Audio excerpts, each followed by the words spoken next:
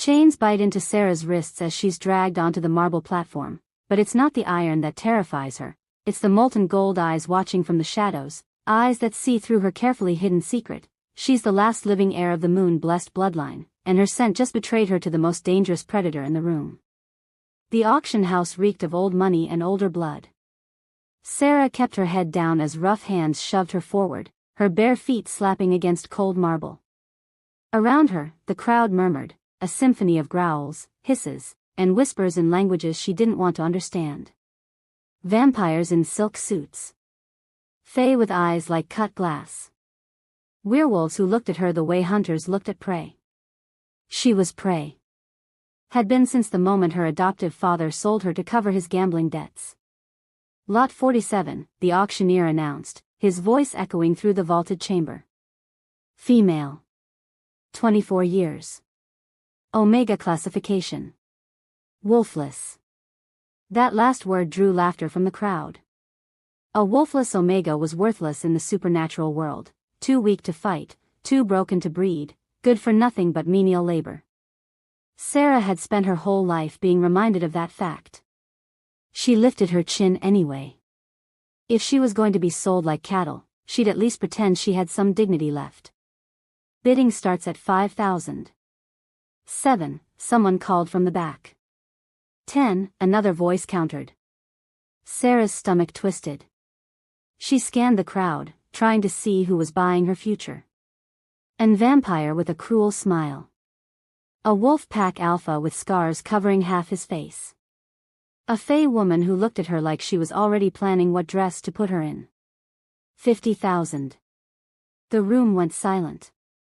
Sarah's gaze snapped to the source of that voice, deep, commanding, and cold as winter stone. The crowd parted like water, and he stepped into view.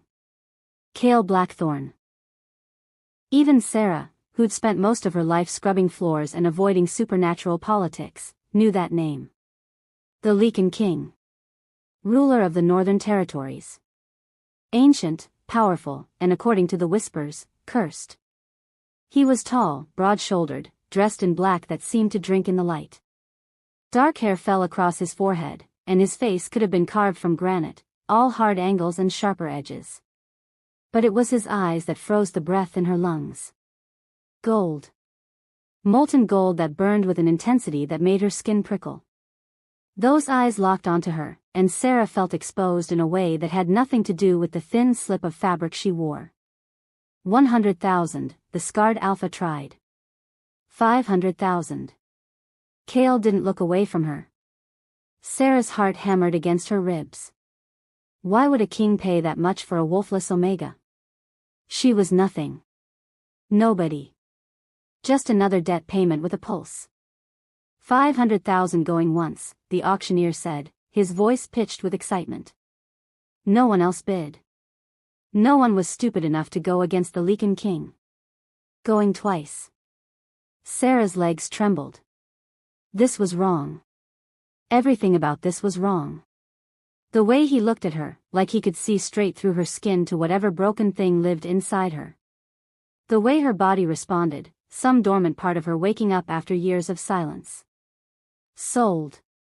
The gavel cracked like a gunshot. Cale moved toward the platform with the fluid grace of a predator. The crowd melted out of his way, heads bowed in submission or fear, Sarah couldn't tell which. Maybe both. Her chains rattled as she backed up, but there was nowhere to go. The platform was only so big, and behind her was just empty air and a 15-foot drop. Cale climbed the steps. Up close, he was even more terrifying, bigger, darker, radiating a power that made her wolf instinct scream even though she'd never had a wolf to begin with. Your Majesty. The auctioneer practically tripped over himself bowing. The payment has been transferred. She's yours. Leave us. It wasn't a request. The auctioneer scrambled away. The guards followed. Within seconds, the platform was empty except for Sarah and the king who'd just bought her. Cale circled her slowly, his gaze raking over her like he was assessing livestock. Sarah forced herself to stay still, to not show the fear clawing at her throat. Look at me. She didn't want to. Every instinct told her to keep her eyes down, to submit, to make herself small and unthreatening. I said, look at me. Something in his voice, command wrapped in steel, made her head snap up before she could stop herself. Those gold eyes pinned her in place. This close, she could see the ring of amber around his pupils, could smell leather and pine and something wild that made her stomach flip. And then, impossibly, something inside her moved. Sarah gasped. It felt like a hand brushing against her consciousness, like something that had been sleeping her entire life suddenly cracked open an eye. Mate. The word whispered through her mind in a voice that wasn't quite hers, ancient and knowing and absolutely certain. No. That was impossible. She was wolfless. She'd never shifted, never heard a wolf's voice, never felt anything but empty where her other half should have been. But the sensation was undeniable, a pull toward this man that felt like gravity, like coming home, like everything her adoptive mother's fairy tales had promised about true mates. Sarah's breath came in short gasps. She searched Cale's face for any sign that he felt it too, that same recognition, that same impossible connection. His expression was stone. Cold. Calculating. The look of a man who just acquired a useful tool, nothing more. You're smaller than I expected, he said. The words hit like a slap. Sarah's chest tightened. He didn't feel it. Didn't know. Or worse, didn't care. I'm strong enough, she managed, hating how her voice shook. We'll see. He reached out, and she flinched, but he only grabbed the chain attached to her wrist cuffs. The iron burned where it touched her skin, but she'd learned long ago not to show pain. Cale studied the angry red marks forming around her wrists. His jaw tightened almost imperceptibly. Iron, he said. Interesting choice for a wolfless Omega. There was something in his tone that made alarm bells ring in her head. Like he knew. Like he could see the truth she'd hidden her entire life, that the reason she'd never shifted wasn't because she was weak, but because something else was locked inside her, something older and infinitely more dangerous than a simple wolf. Please, she whispered, not even sure what she was asking for. Mercy? Understanding? For him to just take whatever he wanted and get it over with? Cale leaned in close enough that she could feel the heat radiating from his body, close enough that his breath stirred the hair at her temple. You smell like moonlight and silver, he murmured, almost to himself. Then his expression hardened again. And lies. Fear spiked through her. I don't know what you... Don't. The word cracked like a whip. I've lived 300 years, little Omega. I can smell deception like rot. You're hiding something, and I'm going to find out what. He released her chain, and she stumbled back, her heart racing. Why did you buy me? The question escaped before she could stop it. Cale's smile was sharp enough to draw blood. I need something from you. Something only someone with your particular circumstances can provide. I'm wolfless. I can't. Can't you? The way he said it made her blood run cold. He knew. Somehow, this ancient king knew what even she barely understood, that the emptiness where her wolf should be wasn't absence but a locked door, and whatever was behind it had started to wake up the moment he walked into the room. Cale turned and started down the platform steps. After 3 stairs, he looked back, expectant. The chain attached to her cuffs snaked across the marble toward him like it had a life of its own, a casual display of power that made her knees weak. She had no choice but to follow.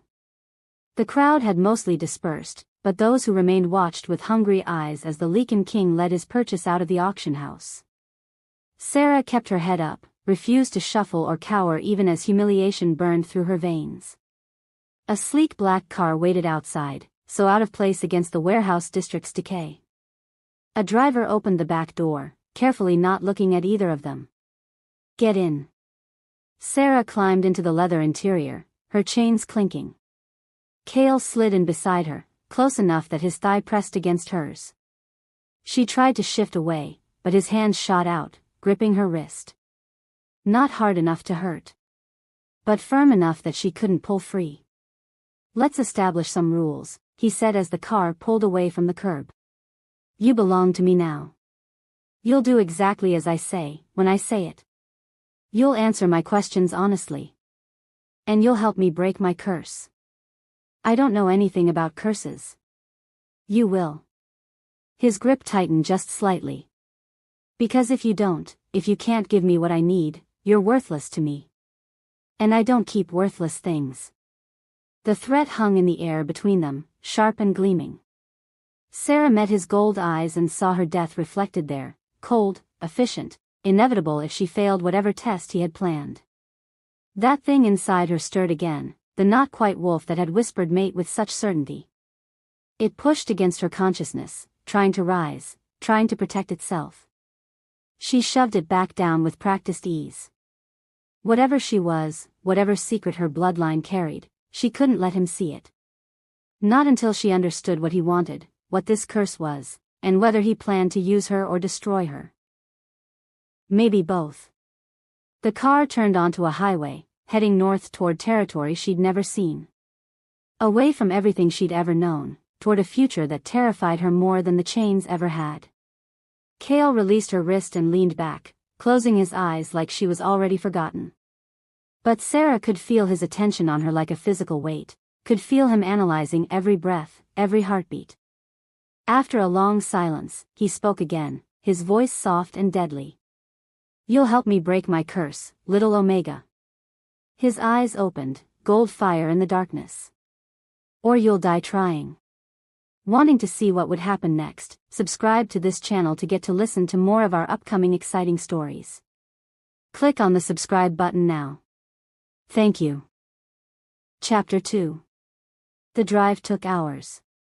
Sarah watched through tinted windows as civilization gave way to wilderness, dense forests that seemed to press against the road, mountains that clawed at a sky growing steadily darker despite the clock on the dashboard reading only 3 in the afternoon. Something was wrong with the light here. It wasn't the natural dimness of approaching evening. This was different, a perpetual twilight that turned everything gray and washed out, like the world itself was dying by inches. Cale hadn't spoken since his threat. He sat beside her, a wall of controlled power, his eyes closed but his body coiled tight. Sarah knew he wasn't sleeping. Predators never really slept, not when there was prey nearby. And she was definitely prey. The not-quite wolf inside her had gone quiet again, but she could still feel it there, a presence where there'd only been emptiness before.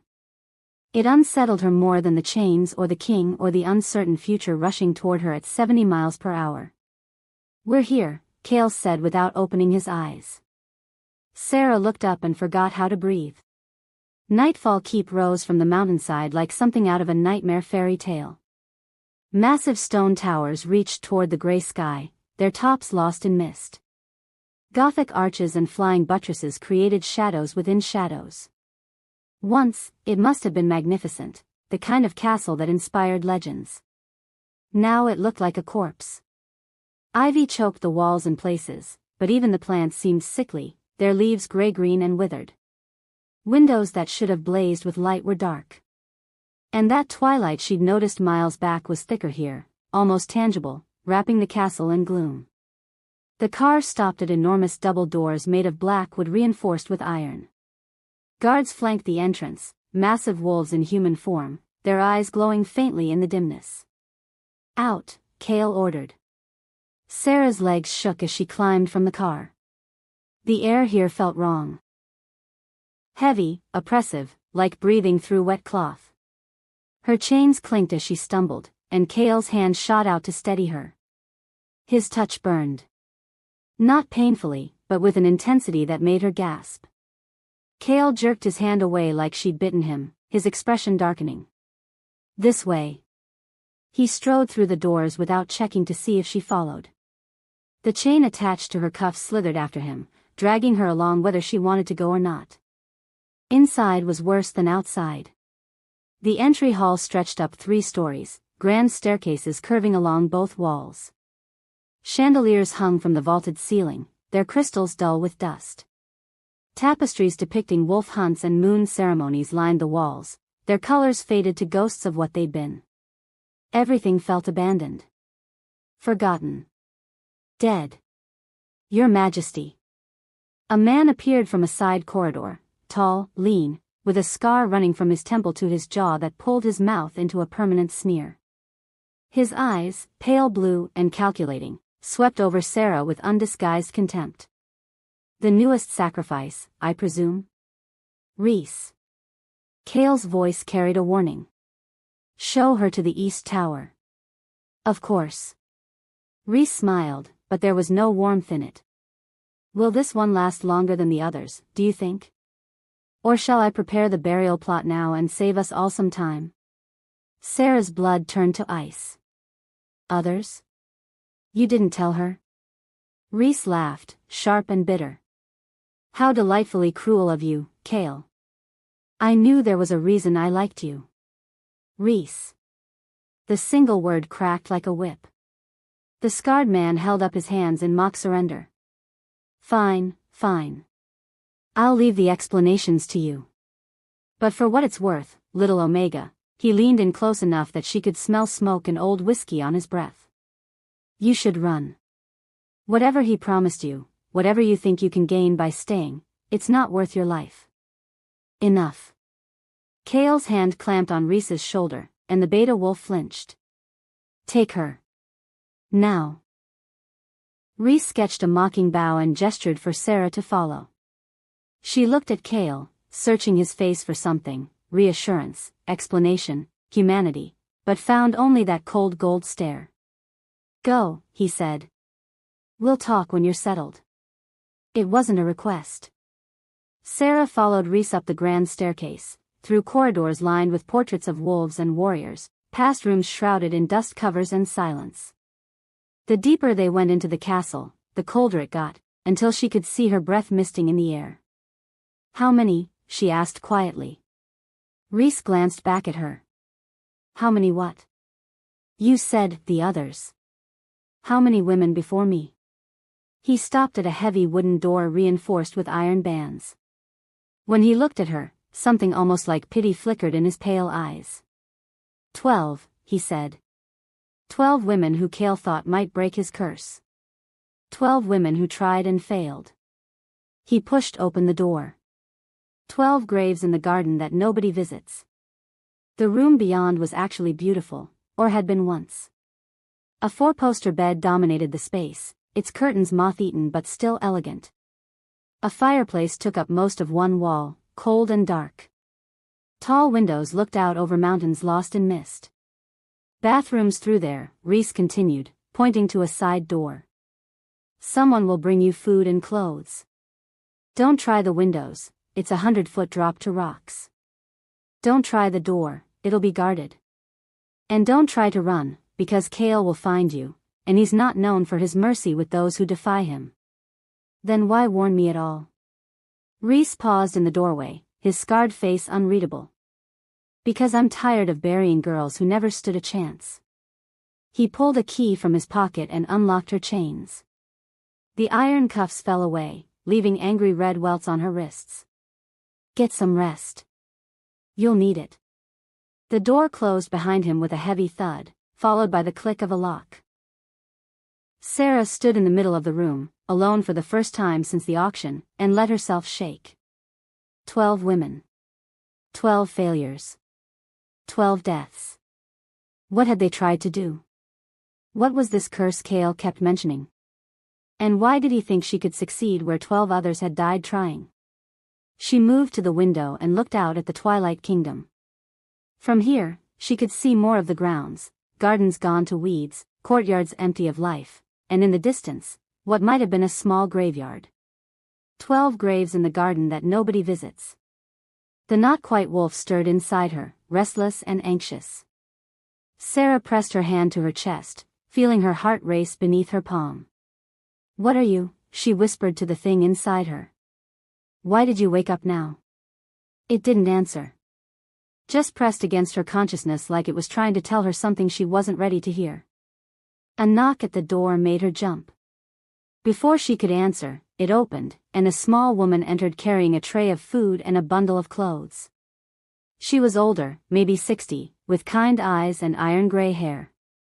I'm Martha, she said, setting the tray on a small table. I manage the household, such as it is these days. She studied Sarah with open curiosity. You look stronger than the last few. That's something, at least. What happened to them? Sarah asked. The other women. Martha's expression shuddered. That's not for me to say, dear. His Majesty will explain everything. When? Tonight. You're to join him for dinner once you've cleaned up and changed. She gestured to the bathroom. There's hot water, soap, everything you need. The dress should fit, I'm good at guessing sizes. She moved toward the door, then paused, her hand on the frame.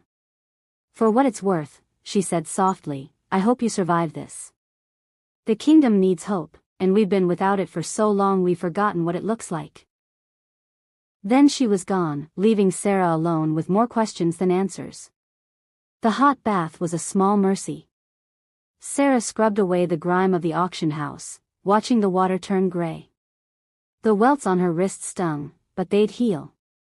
Iron couldn't kill her any more than wolfsbane could, one of many signs that she wasn't quite what everyone assumed. The dress Martha had left was simple but elegant, deep green velvet that brought out the amber flecks in her hazel eyes. It fit perfectly, hugging her curves without being indecent. Sarah stared at herself in the mirror and barely recognized the woman looking back. She'd spent so long trying to be invisible, to make herself small and forgettable. But this dress, this castle, this situation, none of it allowed for invisibility. The king had seen her. Really seen her. And that terrified her more than anything. A guard came for her as the eternal twilight deepened into something closer to night. He led her down through the castle to a dining hall that must have hosted hundreds in its glory days. Now only one end of the massive table was set, two places facing each other across polished wood. Kale stood by a window, his back to her, tension radiating from every line of his body. Sit, he said without turning. Sarah took the chair opposite where she assumed he'd sit. Servants appeared from shadows, placing dishes of food that smelled divine, roasted meat, fresh bread, vegetables and butter. Her stomach growled, reminding her she hadn't eaten since the night before. Kale finally turned and moved to his seat. He'd changed too, trading his black jacket for a dark shirt that made his gold eyes even more striking. He looked like a king. Powerful, dangerous, beautiful in the way storms were beautiful. He poured wine into both their glasses with steady hands. Eat, he commanded. Sarah didn't need to be told twice. She was starving, and the food was the best she'd ever tasted. Kale watched her with that unreadable expression, barely touching his own plate. You have questions, he said finally. 12, Sarah replied. I have 12 questions, one for each woman you killed. His jaw tightened. I didn't kill them. The curse did. What curse? What is all this? She gestured at the gloom pressing against the windows, at the dying castle around them. What happened here? Kale was silent for a long moment, his fingers drumming against his wine glass. Then he leaned back, and for the first time, she saw something like weariness in his expression. 300 years ago, he began, I was young. Arrogant. I believed my power made me invincible. His mouth twisted. I was wrong. What did you do? I killed a moon priestess. The words fell like stones into still water. She'd seen something in her visions, some future she wanted to prevent. She tried to manipulate me, to force my hand in matters that were none of her concern. I refused. She persisted. And in my anger, He paused. I tore out her throat. Sarah's appetite vanished. With her dying breath, she cursed me. Cursed my bloodline, my kingdom, everything I held dear. Kale's eyes fixed on her, burning with ancient pain. The mate bond, the sacred connection between wolves, was severed for me.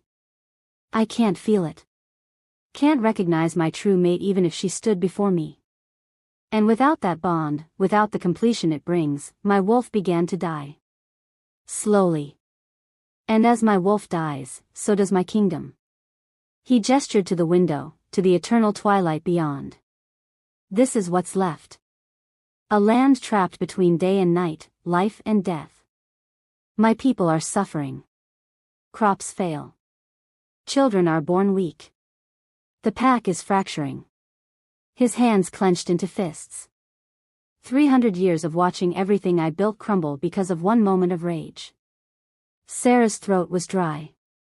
And the 12 women? Potential solutions. Kale's voice went flat.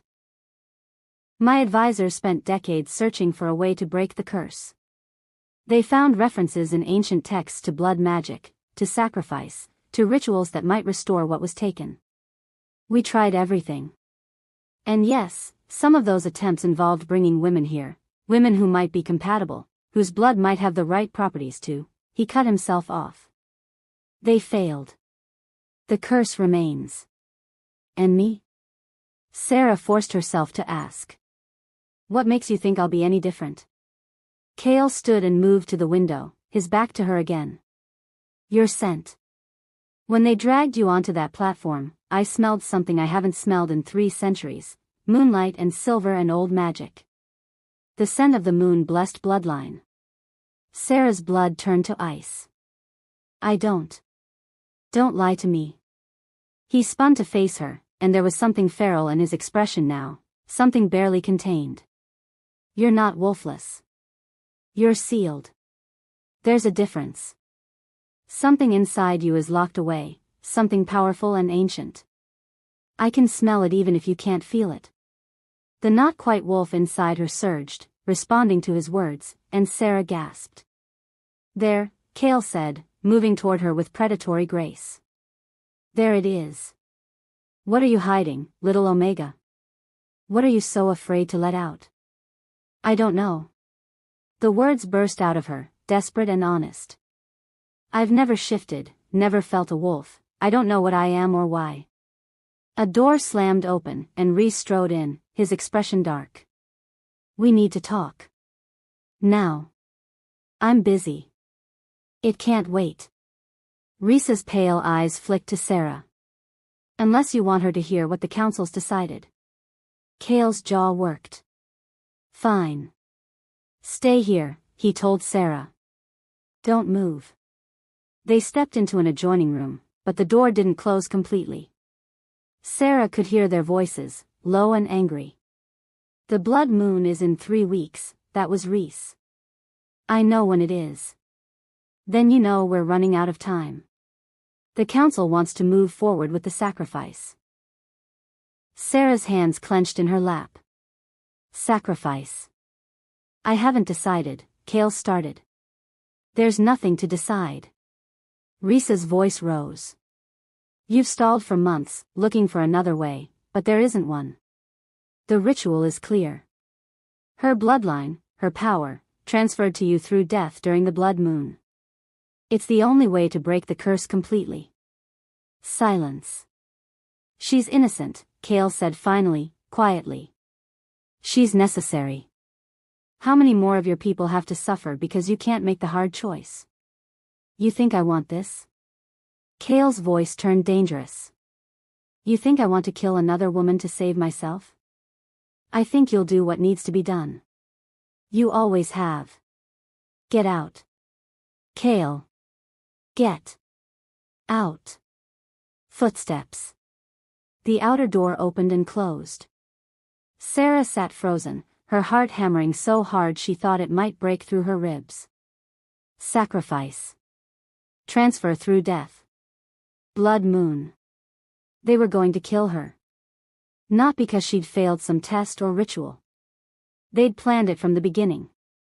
She wasn't here to break the curse, she was here to die for it. The door to the adjoining room opened. Kale stood silhouetted in the doorway, and she couldn't read his expression in the shadows. You heard, he said. Not a question. Sarah stood on shaking legs, her chair scraping back. You bought me to kill me. Yes. The simple admission was somehow worse than a lie would have been. 3 weeks, she whispered. You gave me 3 weeks to, what? Make peace with it? Fall in love with my executioner? Something flickered across Kale's face. Pain? Regret, but it was gone too quickly to identify. I gave you 3 weeks to change my mind. To help me find another way. And if we don't? He moved toward her, and she backed up until she hit the table, trapped. Kale stopped inches away, so close she could feel the heat of him, smell pine and leather and wild things. Then you'll die, he said softly. And I'll live with one more unforgivable sin on my soul. But my people will survive. How noble of you. Sarah's voice shook with fury and terror in equal measure. Killing innocents to save your kingdom. That's the same arrogance that got you cursed in the first place, isn't it? His eyes flashed, and suddenly his hand was around her throat, not squeezing, just holding, feeling her pulse race beneath his palm. Careful, little Omega. I may be conflicted about killing you, but I'm still capable of it. Then do it.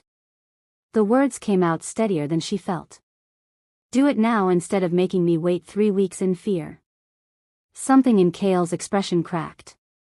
His hand loosened but didn't drop, his thumb brushing against the rapid flutter of her pulse. I can't, he admitted, and the confession sounded like it was torn from somewhere deep inside him. I should be able to. I've made hard choices for centuries, sacrificed pawns to save kingdoms. You're no different. Just another necessary death. But what? His other hand came up to cup her face, and the tenderness of the gesture after his threat made her head spin.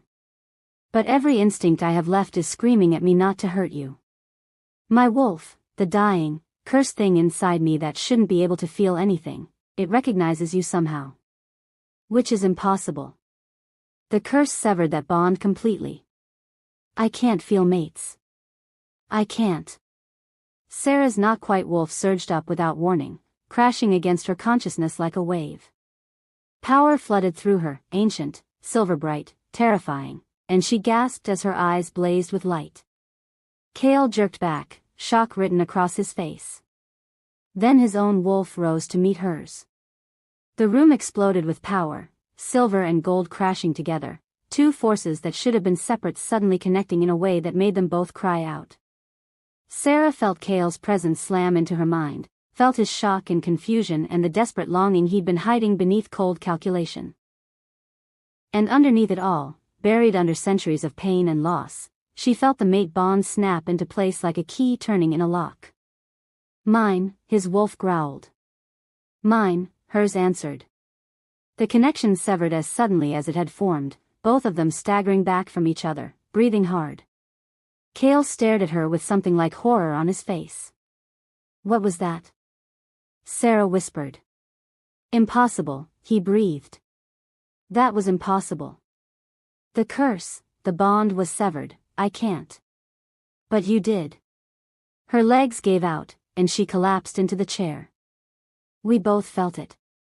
Kale ran a hand through his hair, his carefully controlled mass crumbling. 300 years. 300 years of nothing, and now, he looked at her like she was a miracle and a curse wrapped in the same package. What are you? I don't know. Sarah's hands trembled as she pressed them to her chest, feeling her heart race. I've never felt anything like that before. My wolf, it's awake, Kale finished. Your wolf is waking up. Because of me. Because of this place. Because of, he stopped, his expression closing off again as realization hit. The blood moon. 3 weeks from now, during the ritual, your bloodline power will be at its peak. That's when the sacrifice is supposed to happen. But if the bond is still there, if you can feel it, it changes nothing. The words were harsh, but she heard the lie underneath them. One moment of connection doesn't break a 300-year curse. It could be a fluke, a trick of magic, anything. Or it could be the answer you've been looking for, Sarah pressed. Maybe I'm not meant to die. Maybe I'm meant to help you remember what you lost. Kale's laugh was bitter. And maybe you're just telling yourself that to avoid facing the inevitable. He moved toward the door, and panic flooded through her. Wait. You should rest. We'll continue this tomorrow. Kale. He paused with his hand on the door, his back rigid. That's the first time you've said my name. Don't do this, Sarah whispered. Don't walk away from what just happened between us. What happened between us is exactly why I need to walk away. He finally turned to look at her, and the torment in his gold eyes made her breath catch. Because the more I'm around you, the harder it's going to be to do what needs to be done. And if I fail, if I let my own weakness stop me from saving my people, I'll be no better than the arrogant king who caused this curse in the first place. The door closed behind him with a finality that echoed through the empty hall. Sarah sat alone in the dying castle, one hand pressed to her chest where the mate bond had flared like lightning, and wondered if she just felt the only genuine connection of her life, or the cruelest trick fate could play. 3 weeks until the blood moon. 3 weeks to break an ancient curse, unlock her hidden power, and convince a king to choose love over duty. 3 weeks to live. If you're still listening to this story up to this point, why don't you subscribe to this channel to continue getting impactful daily stories like this? We would be most grateful if you can do that to help boost this video to reach everyone. Thank you. Chapter 3. Sarah didn't sleep that night. How could she, knowing she had 3 weeks to live? Knowing that somewhere in this dying castle, a king wrestled with the choice between duty and the impossible connection that had sparked between them? She paced her tower room until dawn, or what passed for dawn in this twilight kingdom. The gray light barely changed, just shifted from deep charcoal to lighter ash, and Sarah wondered if Kale's people even remembered what real sunlight looked like. When Martha brought breakfast, Sarah was ready with questions. Is there a library in the castle? The older woman paused in setting down the tray. There is. Why? I need to research something.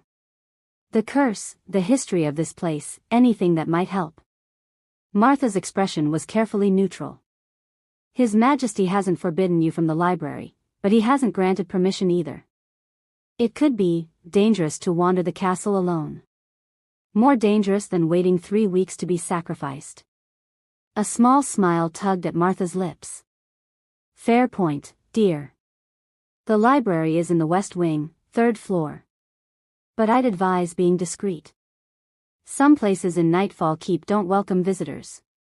After Martha left, Sarah dressed quickly in the simple clothes that had been provided, dark pants, a soft shirt, boots that were only slightly too large. She'd spent her whole life being invisible, she could manage it again. The castle was a maze of corridors and staircases, many of them clearly unused for decades. Dust covered everything, and the eternal twilight made navigation difficult. Sarah passed portraits of stern-faced wolves, tapestries depicting battles and ceremonies, rooms full of furniture shrouded like ghosts. It was the loneliest place she'd ever seen. The library, when she finally found it, took her breath away. It stretched up 3 stories, with galleries running along the walls and ladders on rolling tracks to reach the highest shelves. Thousands of books lined the walls, leather-bound tomes, ancient scrolls, manuscripts that looked like they'd crumble to dust if touched. And sitting at a table in a pool of lamplight was a young woman with silver blonde hair and Kale's gold eyes. She looked up as Sarah entered, a smile lighting her delicate features. Finally. I was wondering when you'd find your way here. Sarah froze. I didn't mean to intrude. You're not intruding. I'm Lyra, Kale's sister. She gestured to the chair across from her. And you're Sarah, the newest sacrifice. Please, sit. I don't bite, unlike most of my family. Cautiously, Sarah approached. Up close, Lyra looked younger than Kale, maybe mid-20s, though with Lycans it was hard to tell. She had a warmth her brother lacked, or maybe had just lost over the centuries. You know why I'm here, Sarah said carefully. Everyone knows. This castle has very few secrets, despite how many shadows it has. Lyra pushed a book across the table. But you're not here to accept your fate quietly, are you? You're here to find a way out. You don't approve of your brother's plan? I think my brother is drowning in guilt and duty and hasn't made a truly selfish choice in 300 years. Lyra's eyes met hers, fierce and bright. And I think you might be exactly what he needs, if he'd stop being such a martyr long enough to see it. Sarah's throat tightened. He felt it. The bond. It connected for just a moment, and he felt it. I know. The whole castle felt the power surge. Lyra leaned forward. That hasn't happened since the curse took hold. Do you understand what that means? 300 years of nothing, and suddenly, with you, the impossible becomes possible. But he still plans to kill me. Because he's terrified. Lyra's voice softened. Terrified that if he lets himself hope and it fails, he'll have sacrificed his people for nothing. Terrified that maybe, just maybe, there's another way and he won't be strong enough to find it. Cale carries the weight of this kingdom on his shoulders, and it's crushing him. Sarah looked down at the book Lyra had pushed toward her. The cover was worn leather, the title in a language she didn't recognize. What is this? The Chronicles of the Moon Blessed. One of the few surviving texts about your bloodline. Lyra opened it carefully, revealing pages covered in elegant script and intricate illustrations. I've been researching since Cale brought you here. If there's another way to break the curse, it'll be in these old texts. Why help me? I'm a stranger. Lyra's smile was sad. Because I'm tired of watching my brother suffer. Tired of this half-life we're all living. And because when I saw you yesterday, when I felt that power surge, I felt something else too, hope. Real hope, for the first time in my very long life. I won't let that die without a fight. Sarah felt tears prick her eyes. She'd been alone for so long, had learned not to trust or depend on anyone. But Lyra's genuine warmth, her offer of help, it was more than Sarah had dared expect. Where do we start? They spent hours in the library, pulling books from shelves, unrolling ancient scrolls, piecing together fragments of history that had been scattered and lost over centuries. Martha brought them food and tea, asking no questions but offering small smiles of encouragement. As the gray light outside shifted towards something darker, Sarah began to understand the scope of what she was. The moon-blessed weren't just priests or healers, Lyra explained, pointing to an illustration of a woman with silver light radiating from her hands. They were the original creators of the Lycan bloodline. Before them, there were only regular wolves. But the moon-blessed performed sacred bonding rituals, channeling lunar power into chosen humans and creating the first Lycans. Beings who could walk as both human and wolf. Sarah stared at the image. They created your entire species? The first Lycan kings were all bonded to moon-blessed mates. That's where their power came from, the connection between lunar magic and wolf instinct. Lyra turned pages carefully. But over time, the bloodline thinned. Moon-blessed became rarer. Eventually, Lycans learned to reproduce on their own, and the need for the original blessing faded.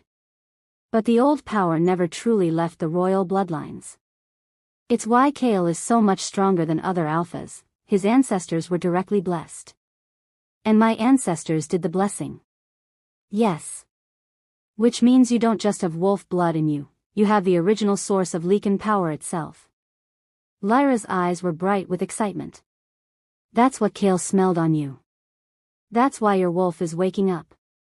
You're not sealed because you're broken, you're sealed because the power inside you is too great to be released without proper bonding. Sarah's hands trembled as she touched the ancient pages. All her life, she'd been told she was defective. Worthless. Less than nothing because she couldn't shift. But she wasn't broken. She was the inheritor of something ancient and powerful, something her adoptive family had probably never understood. If my bloodline created Lycan kings, she said slowly, then maybe I can help fix what the curse broke. That's what I think too. But we need to understand exactly how the curse works. Lyra pulled out another book, this one newer, maybe only a century old. Cale's told you the basics, but there's more to it. The priestess he killed wasn't just any moon-blessed. She was the last of the true bloodline before you. Her name was Morgana, and she was insane with power. What did she see in her visions? The thing Cale said she wanted to prevent? Lyra's expression darkened. I was young when it happened, but I remember the arguments. Morgana had seen a future where Kael's power grew too great, where he became a tyrant who conquered not just the north but all the supernatural territories. She tried to manipulate him, to weaken him through political marriages and false alliances. When that failed, she tried to kill him. And he killed her first. In self-defense, yes. But she prepared for that possibility. With her dying breath, she cursed him, severed his ability to feel the mate bond, ensuring he'd never find true completion. Without a mate, a Lycan king's power is unstable. It eats away at him slowly, consuming everything around him.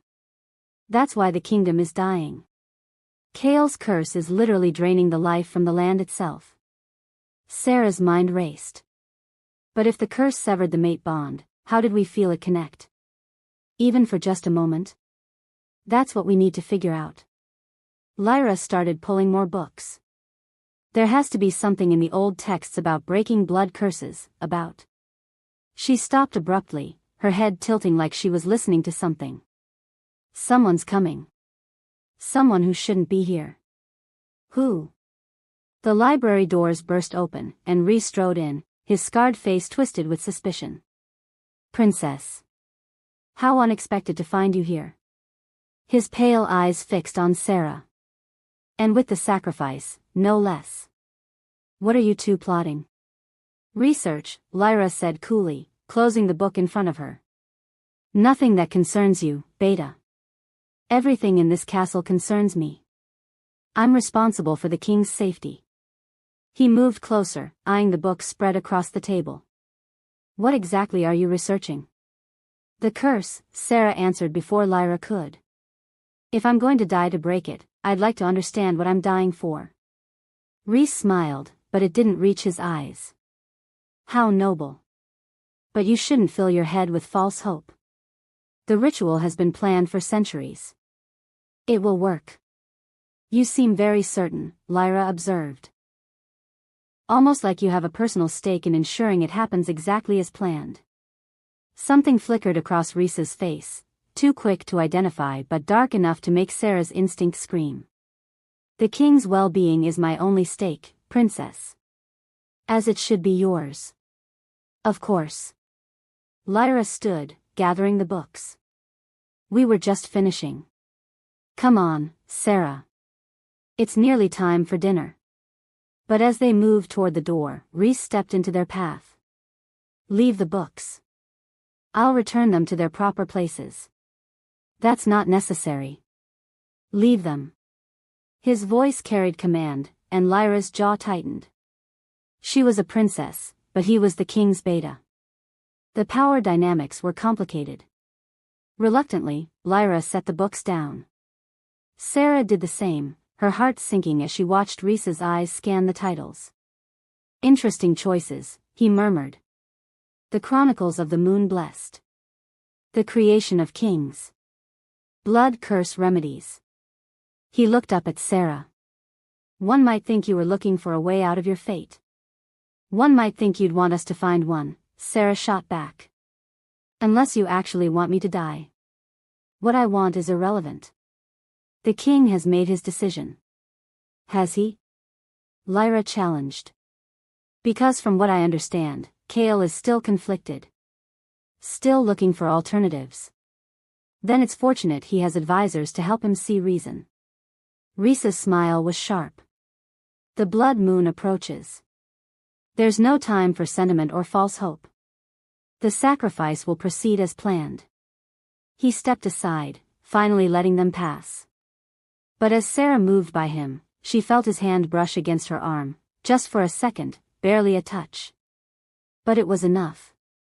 Power flared through her, silver bright and furious, and suddenly she saw a young Rhys, watching from shadows as his mother was killed.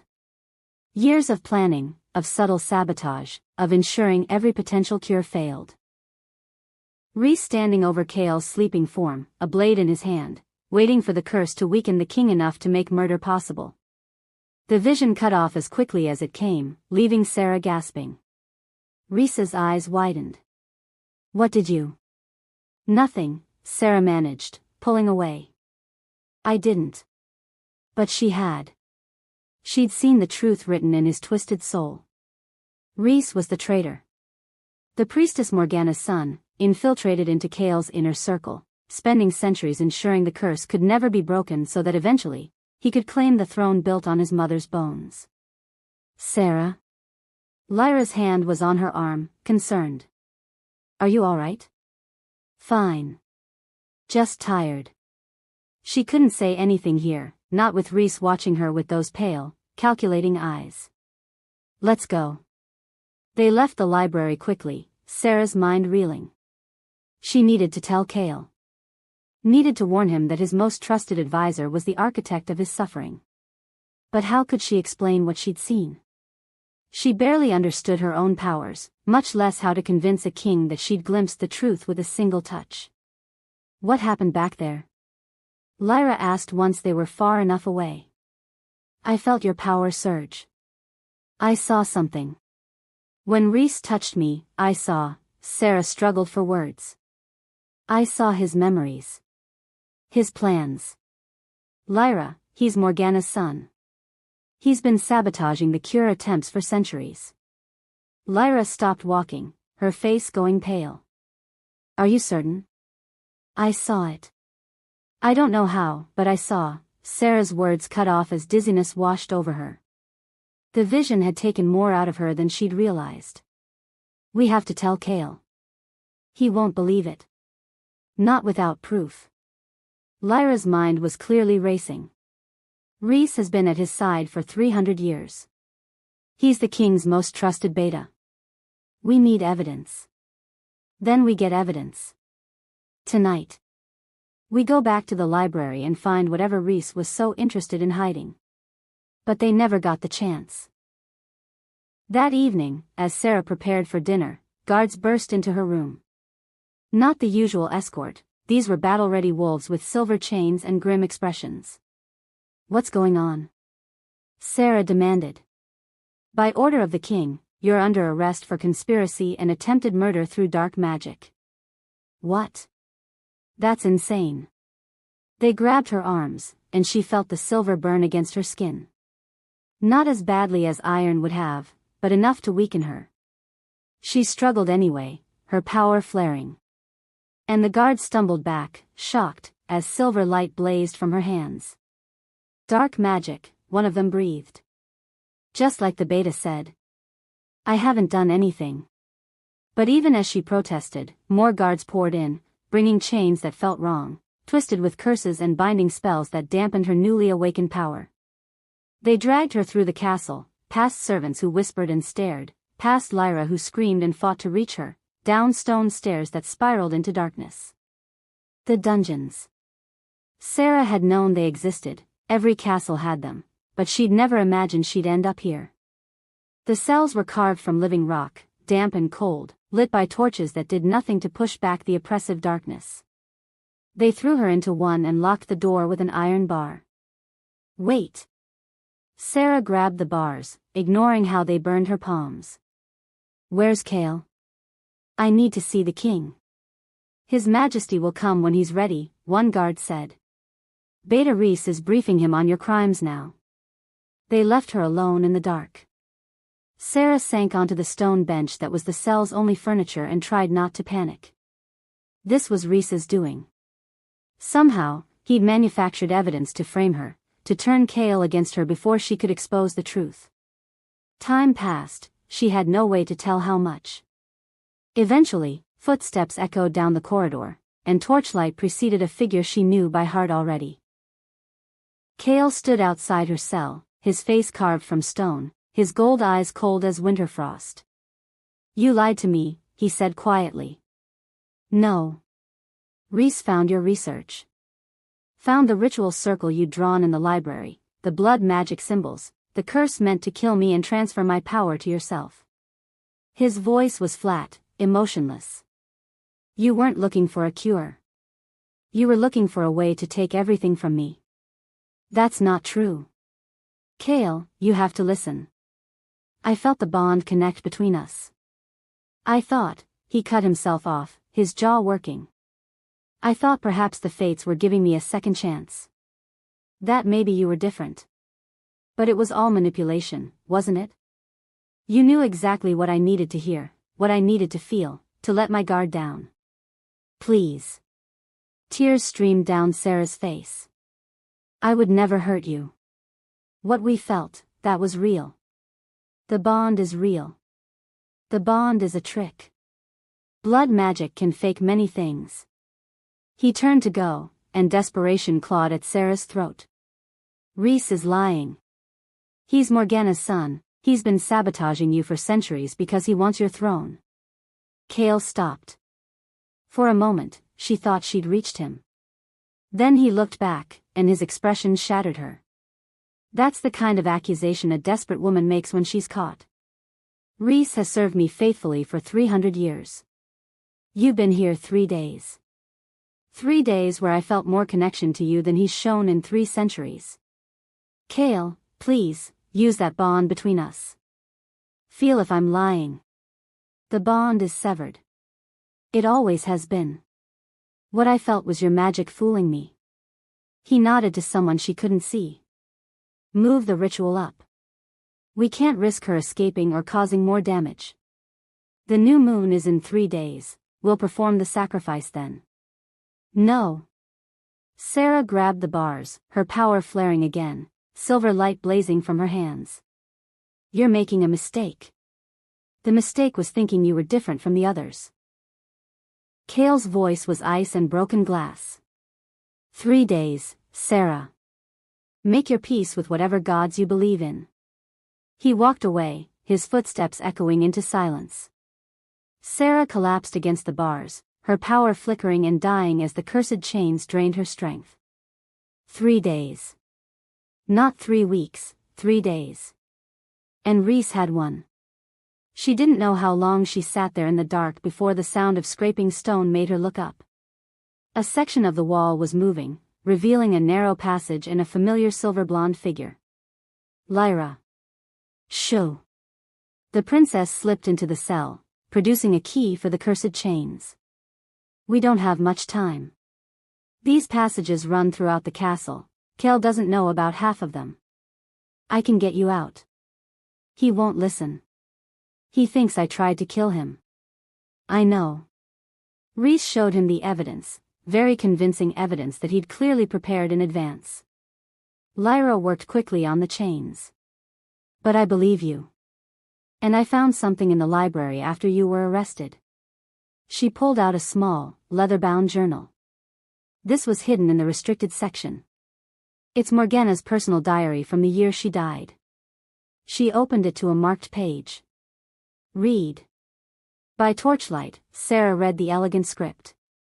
My son asks why I don't simply kill the young king while he sleeps. But death is too merciful for what he deserves. I will curse him, bind him, make him watch as everything he loves crumbles. And when he is weak enough, broken enough, my son will take his throne. Rhys will rule as I could not, and the Blackthorn line will finally pay for their arrogance. She planned it all, Sarah breathed. The curse, the sabotage, everything. And Rhys has been following her plan for 300 years. Lyra freed the last chain. We need to get this to Cale, make him see the truth. He won't listen to me. He's convinced I'm the enemy. Then we find proof he can't ignore. Rhys has to have kept records, evidence of his sabotage. If we can find it. Alarm bells started ringing throughout the castle. They know you're gone, Lyra hissed. Come on. They ran through the hidden passage, Lyra leading the way by memory through darkness and twisting turns. Behind them, Sarah could hear guards shouting, searching. Where are we going? Rhys's chambers. If there's evidence, it'll be there. It was a desperate plan, but Sarah was out of options. In 3 days, she'd be dead unless they could prove Rhys's betrayal. They emerged in a servant's corridor, moving quickly and quietly. Lyra seemed to know every shadow, every unused passage. Finally, they reached a door carved with protective runes. His rooms are warded, Lyra said. I can't get through. But you, she looked at Sarah. Your power is lunar magic, the original source. These wards won't recognize you as a threat. Sarah placed her hand on the door, and silver light flared. The runes flickered and died, and the door swung open. Rhys's chambers were austere, a soldier's room, not a schemer's. But Lyra moved with purpose to a desk near the window and began rifling through drawers. Help me look. Letters, journals, anything that. She stopped, pulling out a wooden box locked with more runes. Sarah broke them as easily as she had the door, and inside. Letters. Dozens of them, written in the same elegant hand as the journal Lyra carried. Morgana's instructions to her son, spanning centuries. Plans for sabotaging potential cures. Lists of the 12 women who died, with notes on how their failures had been ensured. And at the bottom, a letter dated just days before Sarah's auction. The moon-blessed girl will come to him soon. She is the one I feared, the one who could truly break the curse. You must ensure she dies before she understands her power. If she and Kale complete the true bonding, the willing sacrifice of power, not life, all will be lost. The willing sacrifice of power, Sarah read aloud. Not life. Lyra, that's it, that's how to break the curse. I don't have to die. I have to. Going somewhere? They spun to find Rhys in the doorway, his expression cold and calculating. And beside him, drawn by the alarm bells, stood Kale. Your Majesty, Rhys said smoothly. As you can see, the prisoner has escaped and conspired with the princess to rob my chambers. I believe this constitutes treason. Kale's eyes moved from Sarah to Lyra to the evidence scattered across Rhys's desk. What is all this? Lies, Rhys said quickly. Forged documents meant to. Your mother's handwriting, Sarah interrupted, holding up one of the letters. Your mother, Morgana, who cursed Kale 300 years ago. Your mother who planned for you to take his throne once the curse weakened him enough. Kale's expression flickered. Morgana had no children. She had a son, Lyra said firmly. Hidden away, raised in secret. Kale, Rhys has been sabotaging every attempt to break the curse. He ensured those 12 women died. He manufactured the evidence against Sarah. He's been lying to you for centuries. That's absurd, Rhys said, but his voice had changed, harder, sharper. She's a proven traitor, and now she's poisoned your sister against you. Then you won't mind if I read these letters, Kale said quietly, moving toward the desk. Rhys moved faster.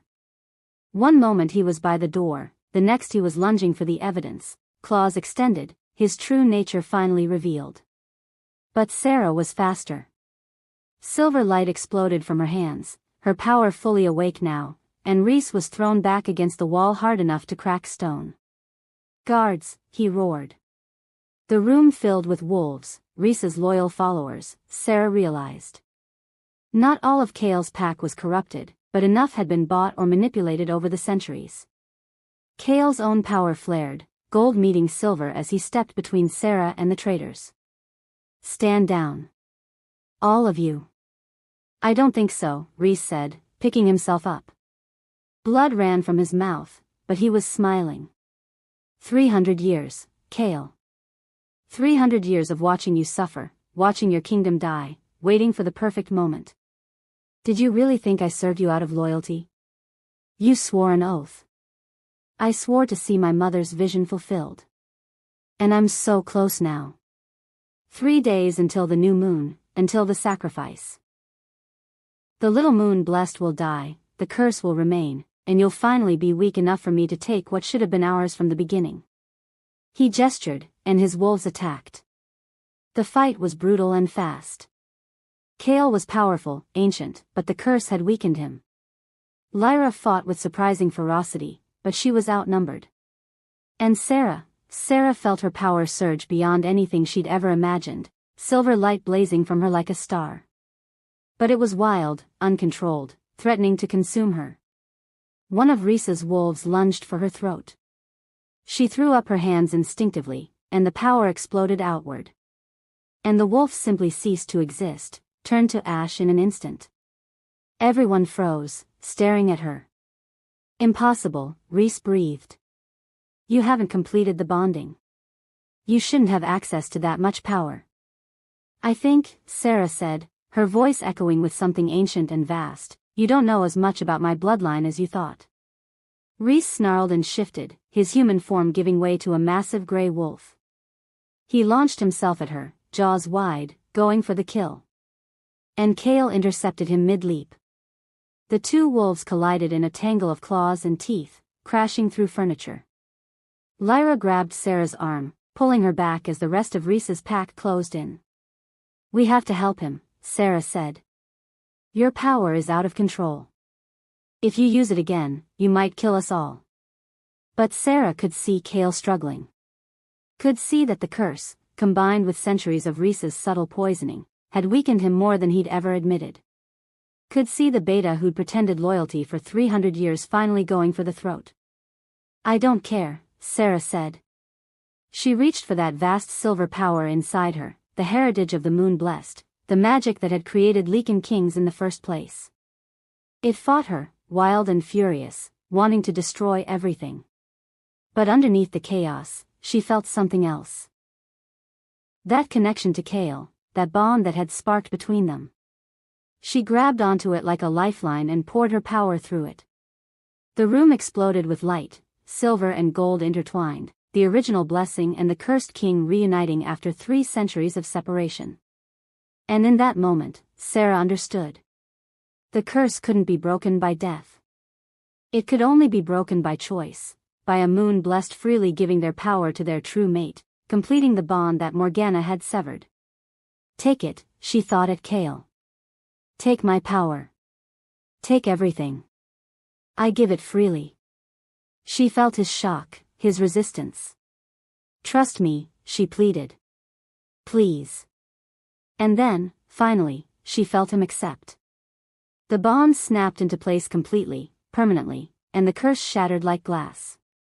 If you're still listening to this story up to this point, why don't you subscribe to this channel to continue getting impactful daily stories like this? We would be most grateful if you can do that to help boost this video to reach everyone. Thank you. Chapter 4. The explosion of light faded, leaving the room in smoking ruins. Sarah collapsed to her knees, gasping. The power she'd channeled had been immense, too much for her untrained body to handle. But she'd felt it work, felt the curse crack and shatter under the weight of freely given magic. Kale stood across the destroyed chamber, his chest heaving, his gold eyes wide with shock. Between them, Rhys lay unconscious, his wolf form reverting to human, his body broken but still breathing. What did you do? Kale's voice was hoarse. I broke it, Sarah managed. The curse. I felt it. Sarah. Lyra grabbed her arm. We need to go. Now. His followers. As if summoned by her words, howls echoed through the castle. More of Rhys's corrupted wolves, coming to their master's aid. Take her, Kale ordered Lyra, his alpha command brooking no argument. Get her out of here. What about you? Sarah tried to stand, but her legs wouldn't support her. I'll hold them off. Lyra knows the hidden passages, she'll get you to safety. I'm not leaving you two. That's not a request. Power radiated from Kale, but it was different now, cleaner, stronger, like something fundamental had shifted inside him. If Rhys survives this, if his followers regroup, you're the target. You have to go. Lyra was already pulling Sarah toward a tapestry that concealed another hidden door. He's right. Come on. Sarah looked back at Kale one last time, their eyes meeting across the wreckage. She felt the bond between them humming, alive and real, no longer severed but not yet complete. Then Lyra pulled her through the passage, and he was gone. They ran through darkness, Lyra's hand firm on her arm, guiding her through twists and turns that would have been impossible to navigate alone. Behind them, the sounds of fighting echoed, snarls and screams and the crash of destruction. The stables, Lyra panted. We'll get horses, supplies. There's a safe house in the wildwood, a day's ride. They burst out of the passage into a corridor, and straight into a patrol of guards. Not Rhys's corrupted wolves. These were Kale's loyal pack, their eyes widening at the sight of their princess and the escaped prisoner. Seize them, the lead guard commanded. No, wait, Lyra tried to explain, but they didn't listen. Sarah's power flared instinctively, silver light blazing, and the guards fell back. But she was so tired, had given so much already. The light flickered and died. They grabbed her arms. Grabbed Lyra too, despite her protests. You don't understand, the princess said desperately. Rhys is the traitor. The king needs. The king's orders were clear, the guard said grimly. The prisoner is to be held for execution. And anyone who aids her escape is guilty of treason. I'm your princess. And we're sorry, your highness. But orders are orders. They dragged them both back down, not to Sarah's original cell, but to something deeper. Maximum security cells carved from solid rock, warded with magic that made Sarah's skin crawl. They threw Lyra in one cell and Sarah in another, then sealed the doors with iron and spellwork. This is insane. Lyra shouted. When Kale finds out. The king ordered this himself, the guard said. After the escape, after the destruction in the Beta's chambers. He said the prisoner was too dangerous to be kept in ordinary confinement. But I broke the curse. He felt it. All we felt was dark magic, the guard interrupted, looking at Sarah with something like fear. Powerful, uncontrolled, dangerous. Whatever you are, you're a threat to this kingdom. They left, sealing the dungeon entrance behind them. Sarah pressed her face against the cold iron bars. Lyra? Can you hear me? I'm here. The princess's voice came from the cell beside hers. I'm so sorry, Sarah. I thought we had more time. I thought. It's not your fault. Sarah's mind raced. The guards hadn't known about Rhys's betrayal, which meant either Kale hadn't told them yet, or something had gone wrong. We need to get out of here. These cells are designed to hold the most dangerous prisoners. There's no hidden passage, no weakness in the wards. Lyra's voice was thick with frustration. We're trapped. Sarah closed her eyes and reached for that well of power inside her, and found it nearly empty. She'd poured too much into breaking the curse, into saving Kale. She had barely enough left to light a candle, much less break through spelled iron. Then we wait, she said quietly. And hope Kale realizes the truth before it's too late. But as hours passed in the darkness, hope became harder to hold on to. No one came. No food, no water, no word of what was happening above. Sarah dozed fitfully, exhaustion finally claiming her despite the uncomfortable stone bench and the fear gnawing at her gut. She dreamed of silver light and gold eyes, of a bond that hummed between her heartbeat and another's, of a curse shattering like glass. And woke to the sound of alarm bells. What's happening? Lyra called. Sarah pressed against the bars, trying to see. Footsteps thundered overhead, and she could hear shouting, the clash of weapons. Then the dungeon door burst open, and a guard stumbled in, his face pale. They're gone, he gasped. Rhys and his followers, they've fled the castle. Taken weapons, supplies, horses. And they took, he looked at Sarah's cell. They took the research. All of it. The moon-blessed texts, the ritual instructions, everything. Where's the king? Lyra demanded. Leading a battalion after them. He said, the guard swallowed hard. He said if the traitors reach the wildwood, they'll have access to ancient magic there. Dark places where Morgana's power still lingers. If Rhys performs the right ritual, he could. The guard never finished. Another explosion rocked the castle, and part of the ceiling collapsed, crushing him beneath stone. Sarah screamed his name, but he was gone. And the collapse had damaged the wards on her cell, she could feel them flickering, weakening. Sarah. Lyra's voice was urgent. If you have any power left, use it now. Sarah reached deep, found the dregs of her magic, and pushed. Silver light sparked against damaged wards, and with a crack like breaking bones, the door burst open. She staggered out and immediately moved to Lyra's cell. Her power was nearly gone, but she had just enough to break these wards too. Lyra grabbed her hand. The stables. We need horses. We need to follow Kale. Sarah, you can barely stand. Rhys has the research. He knows how to complete the bonding ritual, which means he knows how to corrupt it. If he gets to those dark places before we stop him, Sarah met Lyra's eyes. The curse might have been broken, but that doesn't mean Rhys can't create something worse. Lyra's jaw set. Then we ride. Fast and hard. The Wildwood is 3 hours from here if we push it.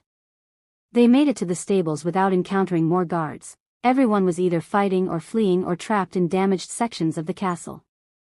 Lyra chose 2 of the fastest horses, and they rode out through gates left open in the chaos. The Twilight Kingdom stretched before them, but Sarah noticed something as they galloped toward the tree line. The light was different. Not as gray, not as oppressive. The curse breaking hadn't restored full daylight yet, but it had lifted some of the death shroud that had choked the land. Small mercies. They pushed the horses hard, following the obvious trail of Kale's battalion. The Wildwood loomed ahead, ancient trees that twisted toward the sky, their branches forming a canopy so thick that only scattered light penetrated. The forest had a reputation in the supernatural world. A place where old magic still lived, where the boundaries between realms grew thin, where the unwary disappeared and were never seen again. Sarah and Lyra plunged in without hesitation. The temperature dropped immediately. The sounds of the outside world, wind, birds, life, cut off as if someone had closed a door. Here, there was only the creak of ancient wood, the whisper of leaves, and something else. Something watching. Stay close, Lyra murmured. The Wildwood doesn't like strangers. They followed the battalion's trail deeper into the forest, but as they rode, Sarah felt something building inside her. That well of power she'd thought empty was refilling, not with her own magic, but with something drawn from the land itself. The forest was feeding her. Do you feel that? She asked Lyra.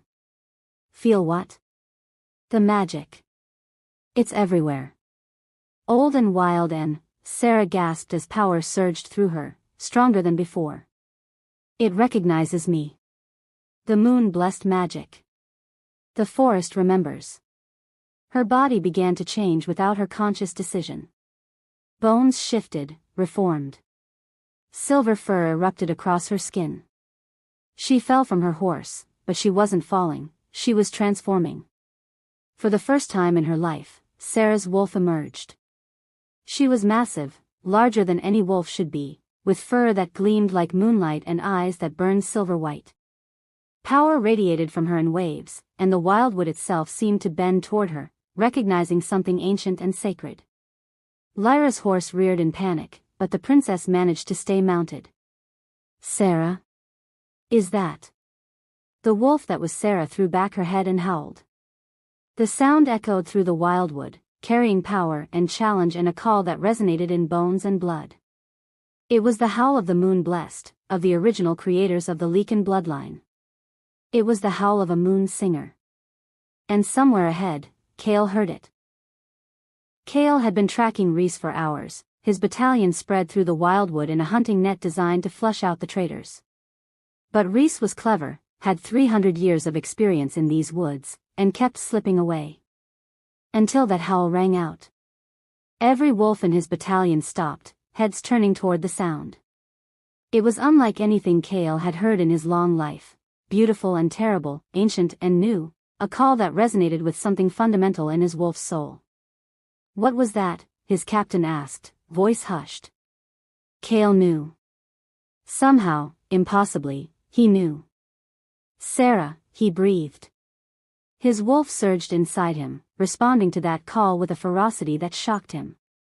The bond between them, that connection they'd forged when she broke his curse, was alive and burning. He could feel her now, her location, her power, her very heartbeat. And she was calling him. Split up, he ordered his battalion.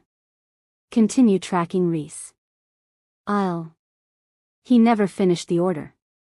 His wolf took over, and he was running, shifting mid-stride into his own form, massive and black as midnight, his gold eyes blazing.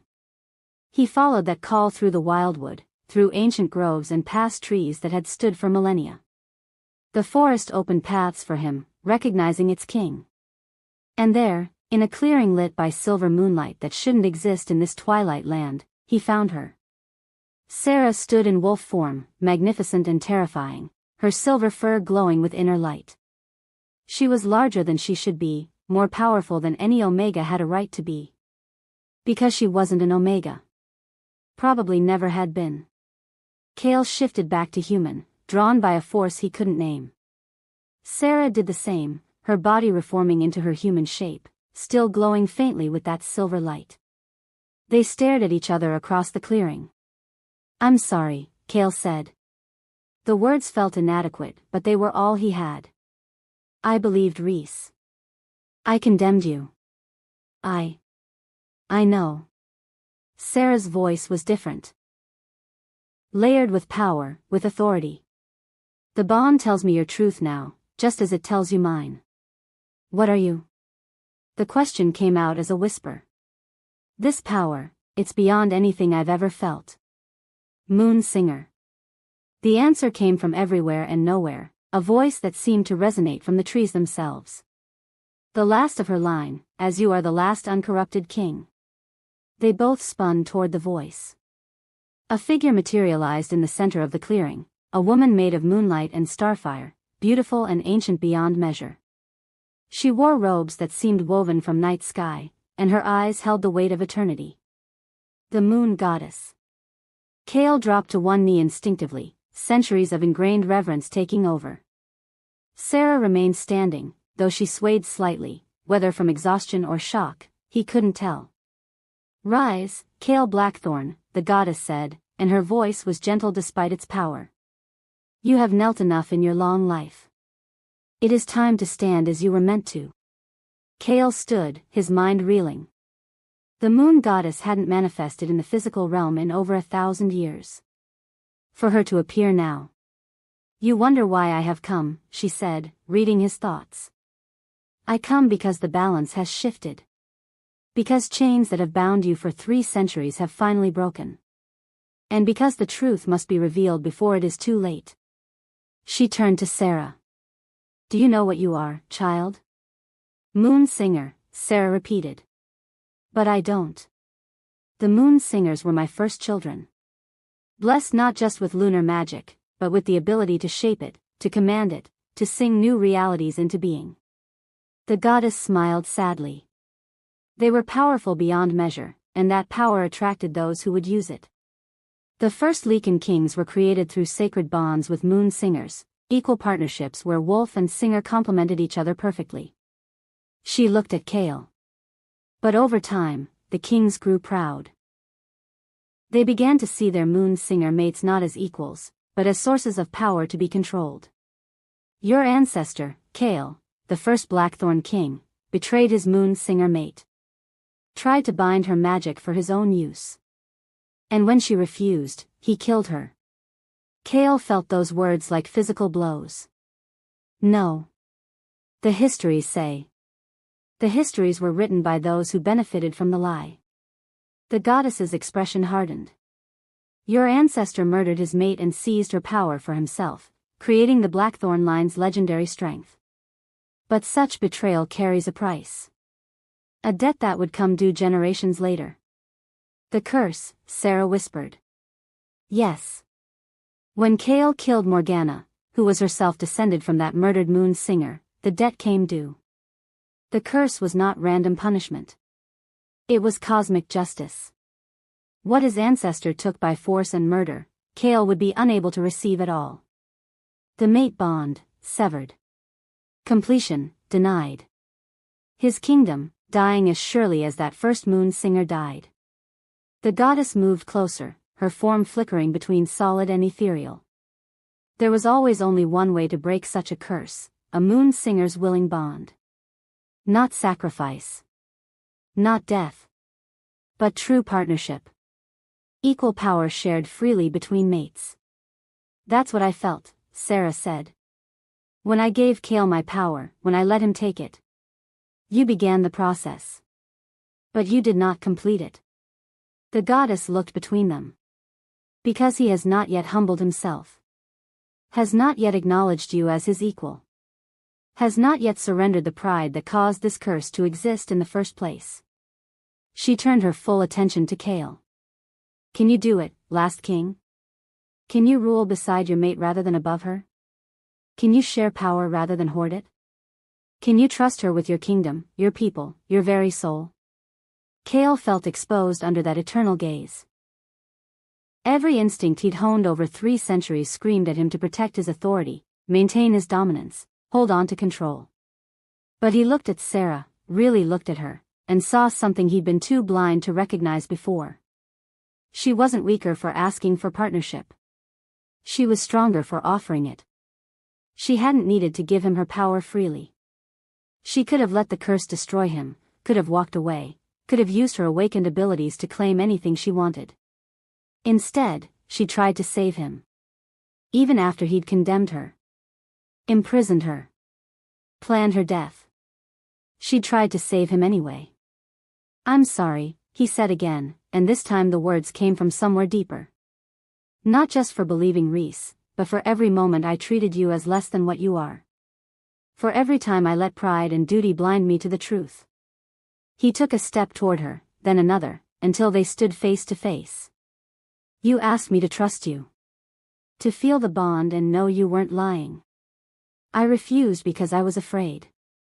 Afraid of what? Of hope. The admission cost him, but he forced it out. 300 years of failure, and then you appeared, and for one perfect moment, I felt the bond connect. Felt what I thought I'd lost forever. And it terrified me. Because if I let myself hope, if I let myself believe you could be real, and then lost you anyway, his voice broke. I don't know if I could survive that. Sarah's hand came up to cup his face, and he leaned into the touch like a man dying of thirst. You won't lose me. Not if you stop trying to face everything alone. I don't know how to be anything else. Then learn. Her smile was gentle despite everything. We'll figure it out together. As equals. As partners. As mates, Kale said, and felt the bond between them pulse with recognition. The moon goddess watched them with something like approval. There is hope for you yet, last king. But the moment of choice approaches fast. Even now, Reese performs a ritual in the heart of the wildwood, a corruption of the very bonding magic that could save you. The clearing darkened, and Kale saw a vision, Reese in a stone circle, surrounded by Morgana's stolen texts, chanting in an ancient language.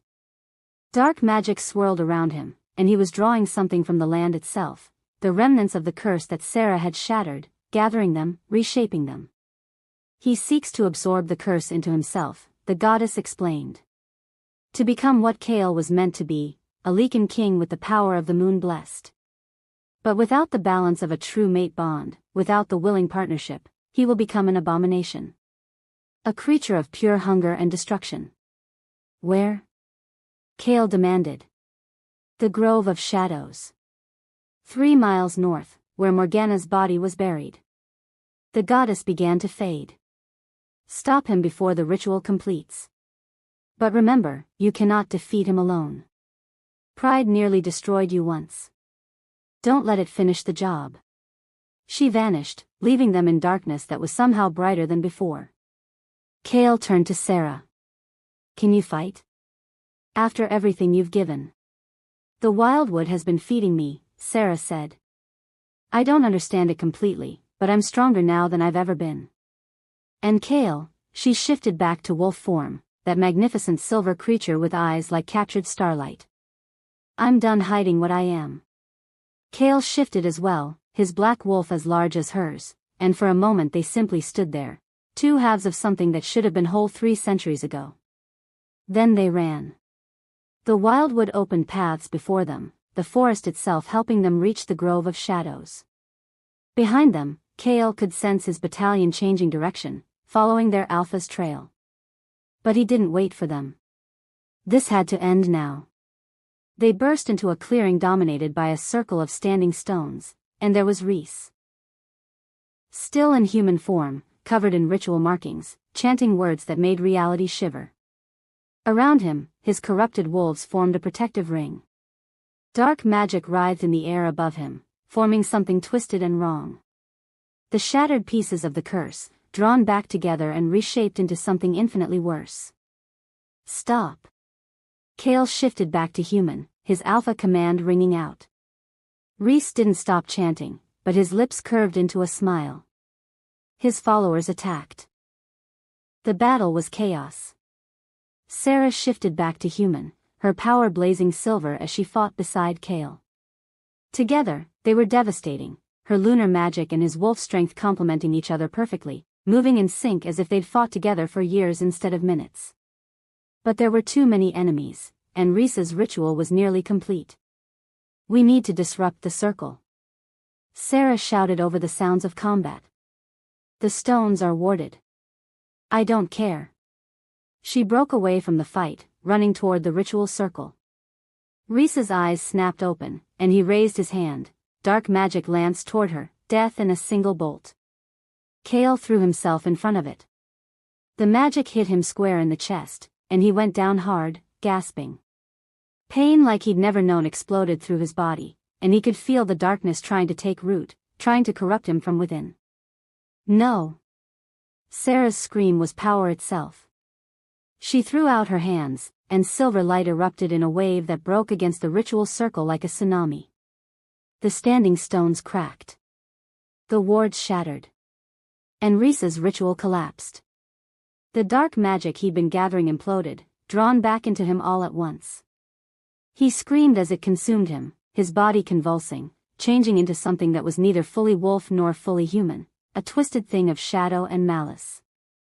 You ruined it.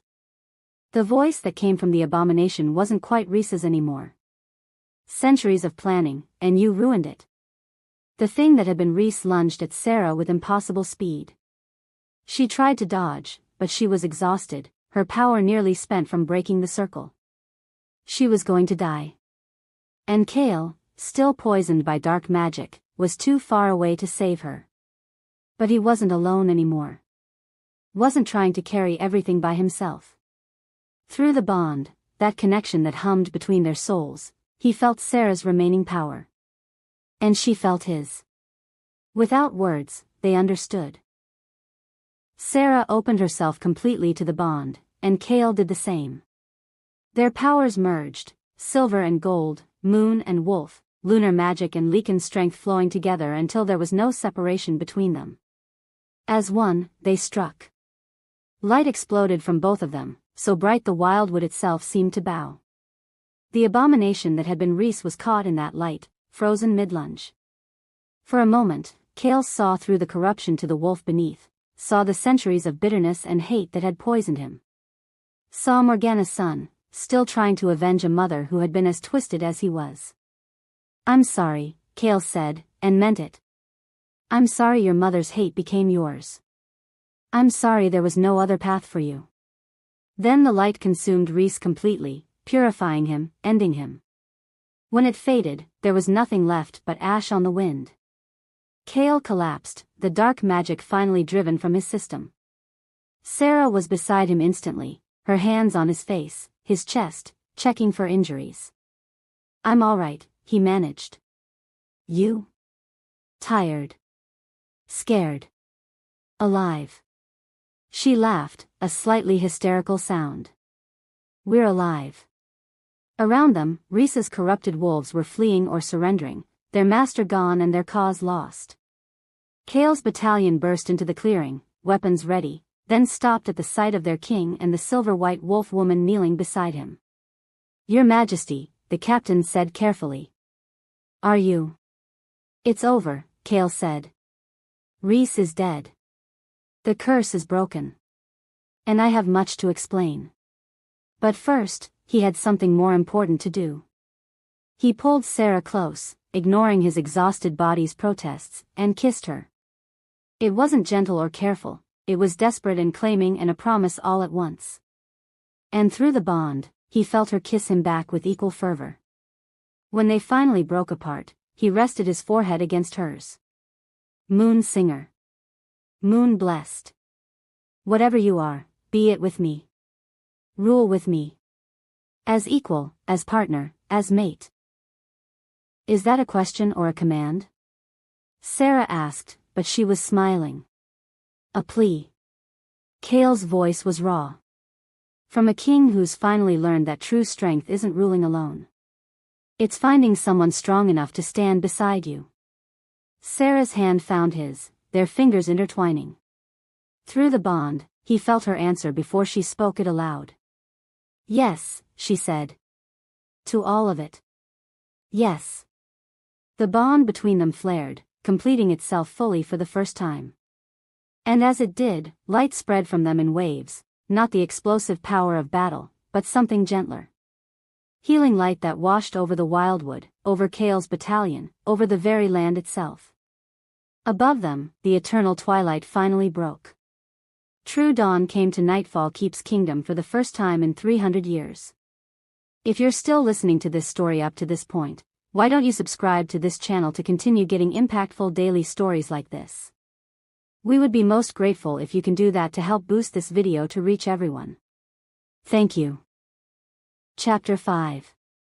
Dawn broke over the wildwood for the first time in 3 centuries, painting the sky in shades of rose and gold that seemed almost obscene in their beauty.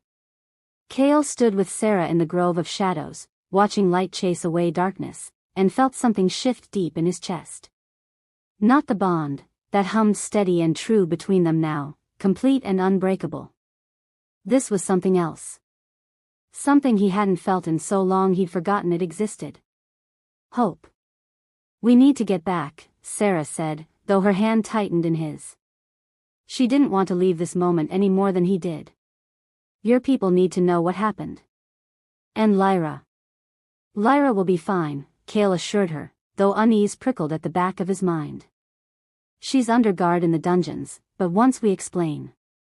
A howl cut through the dawn, distant but urgent, coming from the direction of Nightfall Keep. Kale's entire body went rigid. That wasn't a victory howl or a call to hunt. That was a warning. His battalion's captain shifted to human form, his face pale. Your Majesty, that's the signal. The castle is under attack. That's impossible, Kale said. Rhys is dead. His followers scattered or surrendered. Another howl joined the first, then another. The unmistakable sound of a castle under siege. Through the bond, Kale felt Sarah's fear spike. The ones who fled. They didn't scatter, they went back to the keep. To finish what Rhys started, Kale breathed. Then louder, to his wolves, mount up. We ride now. The journey back should have taken 3 hours. They made it in 90 minutes, pushing horses and wolves to their absolute limits. As they broke from the wildwood's edge, Nightfall Keep came into view. It was burning. Not the whole castle, but the east wing was aflame, and smoke billowed from broken windows. Wolves fought in the courtyards, loyalist against traitor, the battle clearly having raged for some time. Even from a distance, Kale could see bodies. His people. His responsibility. No, Sarah whispered beside him. They charged toward the gates, Kale's battalion crashing into the battle like a tidal wave. The traitors who'd thought their king dead turned to find him very much alive, and absolutely furious. Kale shifted mid-run, his massive black wolf tearing into the enemy with savage efficiency. Beside him, Sarah fought in her silver-white form, and where they moved together, the traitors fell back. The bond between them made them devastating, each knowing where the other would be, anticipating moves before they happened, their powers weaving together seamlessly. They fought their way to the main entrance, where Kale's head of guard, a grizzled wolf named Marcus, held the doors with a handful of loyalists. Your Majesty. Marcus shifted to human, blood streaming from a gash across his face. Thank the goddess. We've been holding them off, but they have the upper levels. And they've taken the princess. Kale's blood ran cold. Where? The old ritual chamber. Top of the North Tower. Marcus's expression was grim. There's a wolf up there, one of Rhys's inner circle. He's been chanting since the attack started. We can feel the dark magic building. Sarah shifted back to human, her silver eyes blazing. They're trying to complete Rhys's ritual. Using Lyra as... She didn't need to finish. Kale understood immediately. Blood magic required blood. Life force. A sacrifice.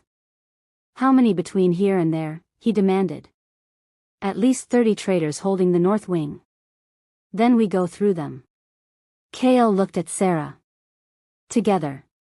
She nodded, and they plunged into the castle.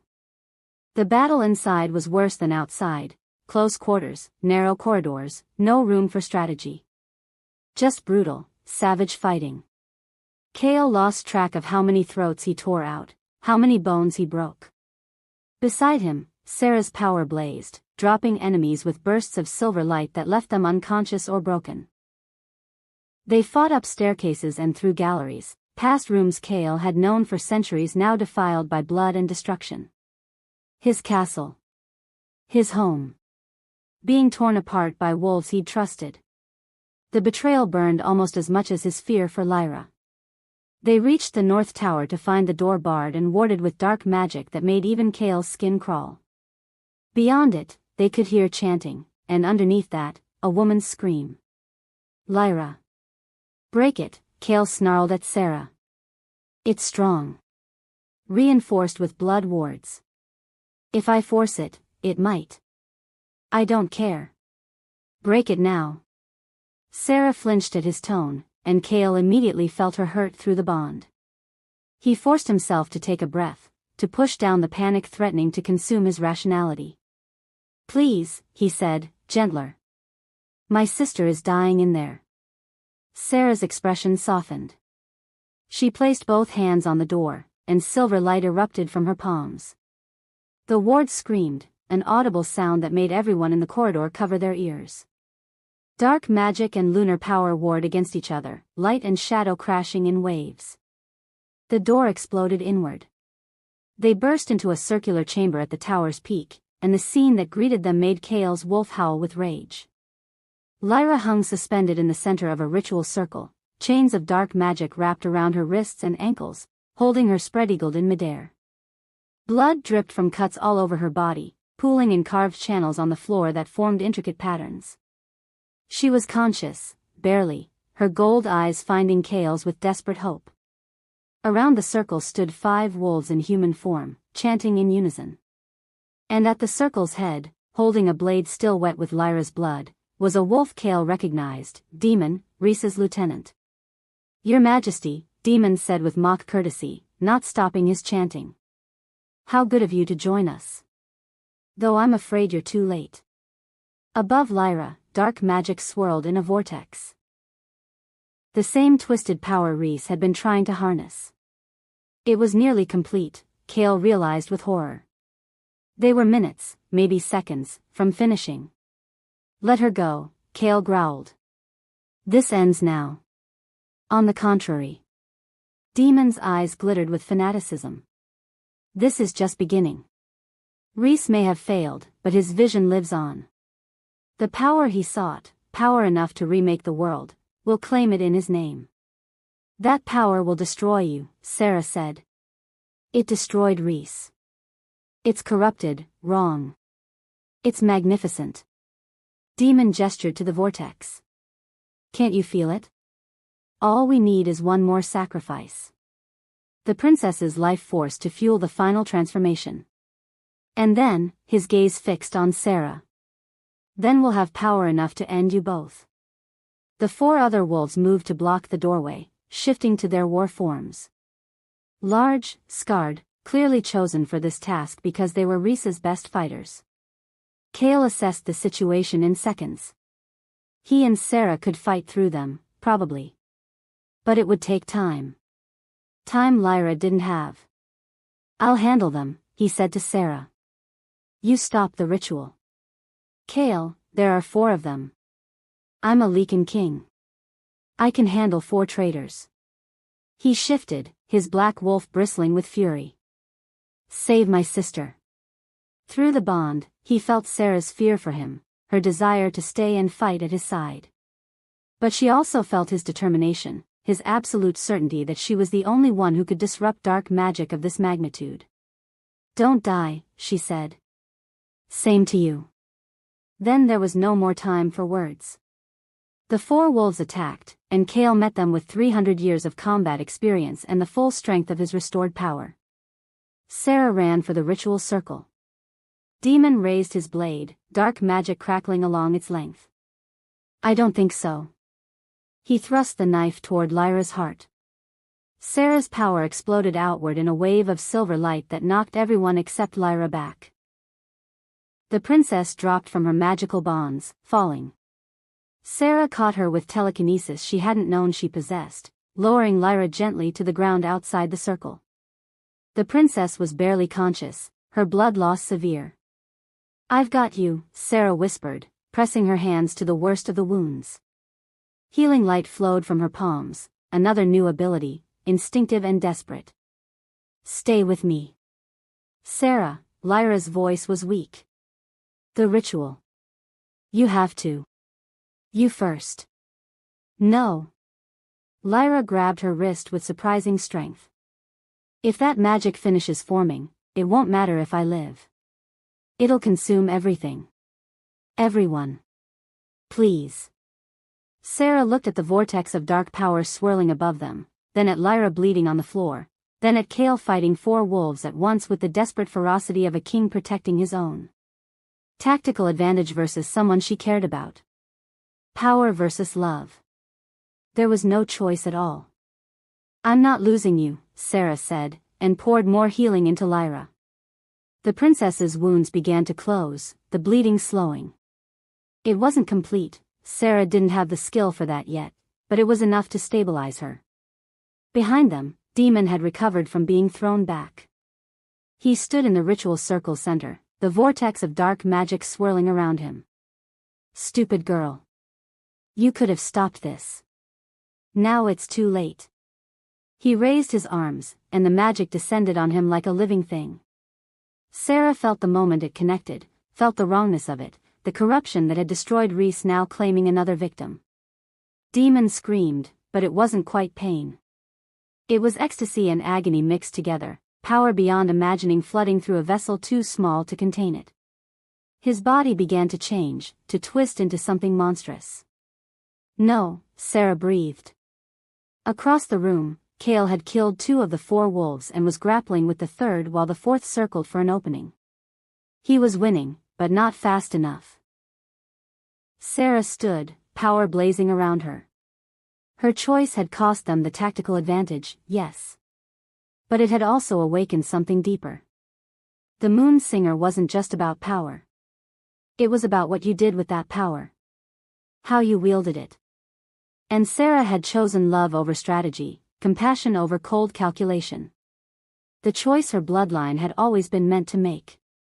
Magic erupted from her core, not just silver light, but song.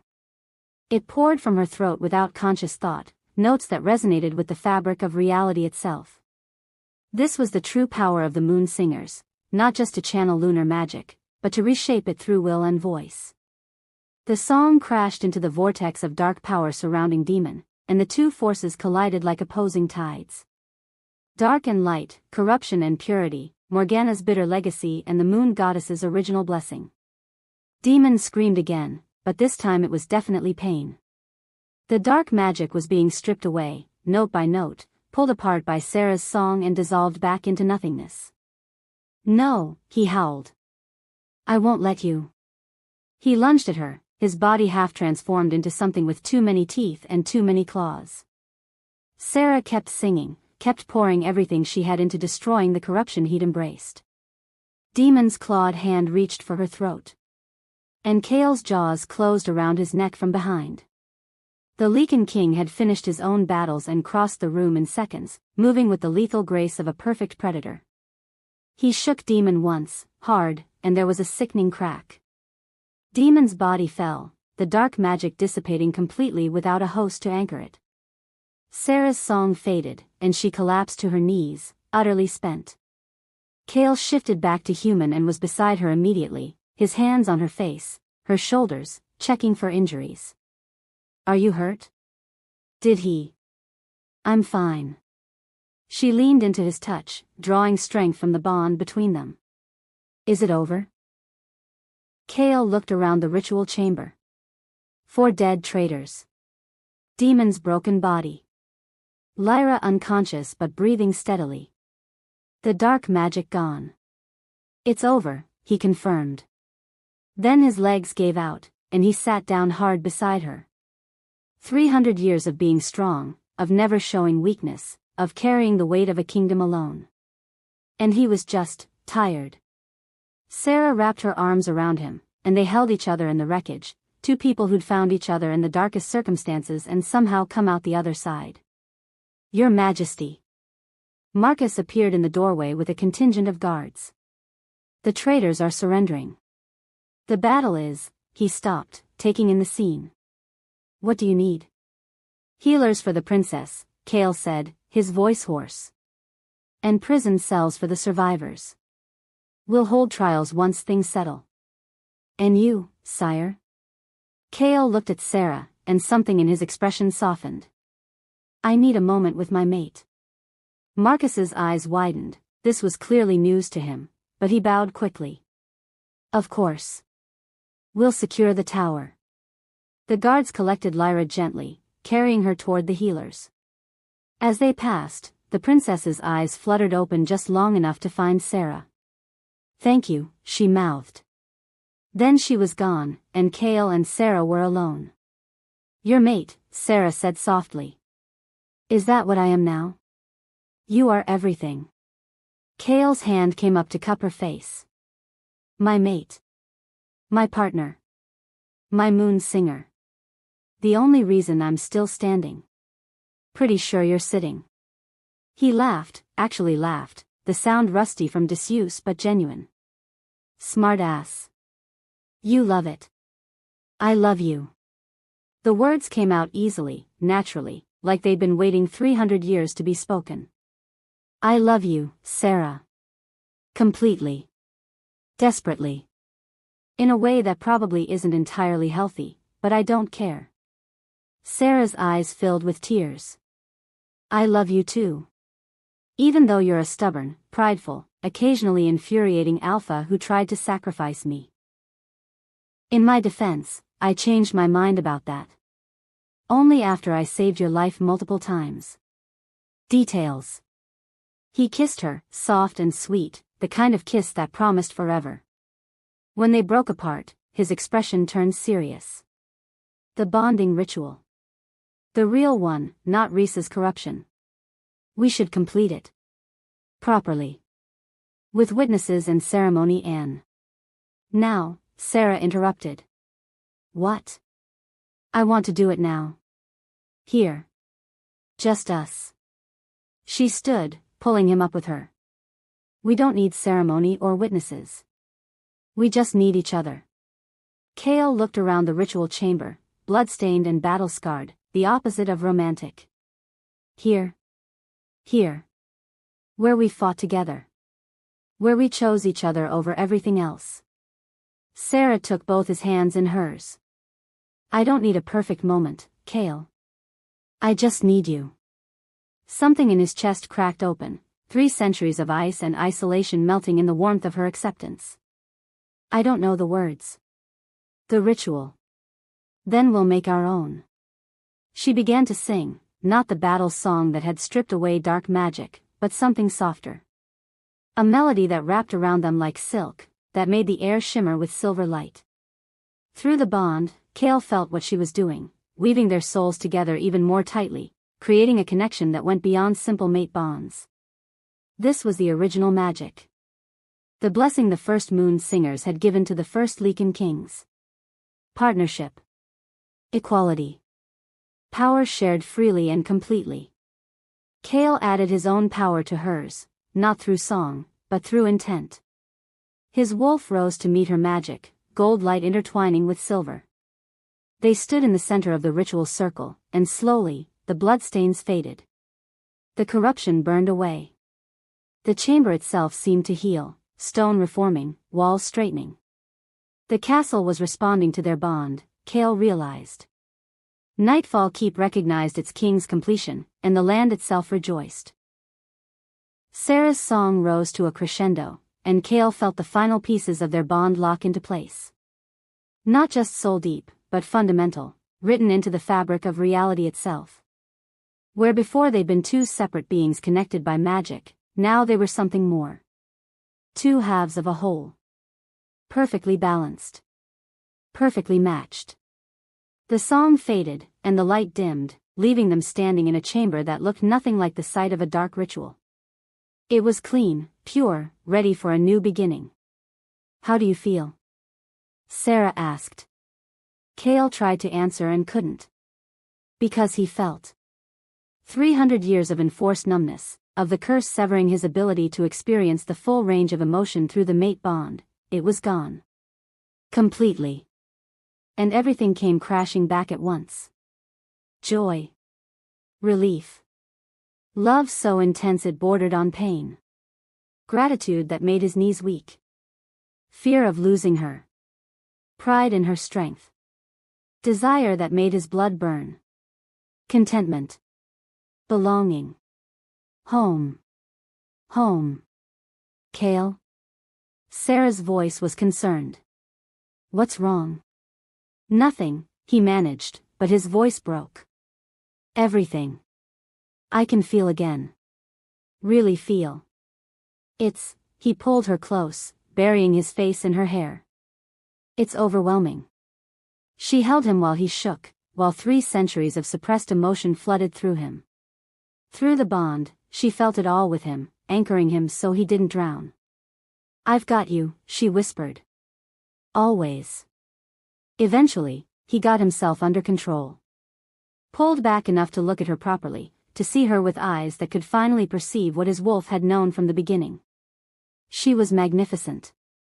"Marry me," he said. "Properly. In front of the whole kingdom. Let me make you my queen." Sarah raised an eyebrow. Was that a question or a command? A plea. Again. "I seem to be doing that a lot around you."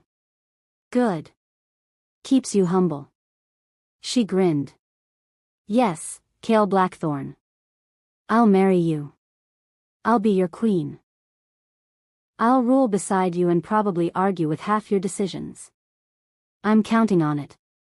They sealed the agreement with another kiss, and this time Kale let himself fall into it completely. No holding back. No walls. Just him and his mate and the bond between them singing with perfect harmony. The beginning of something new. Epilogue, 6 months later.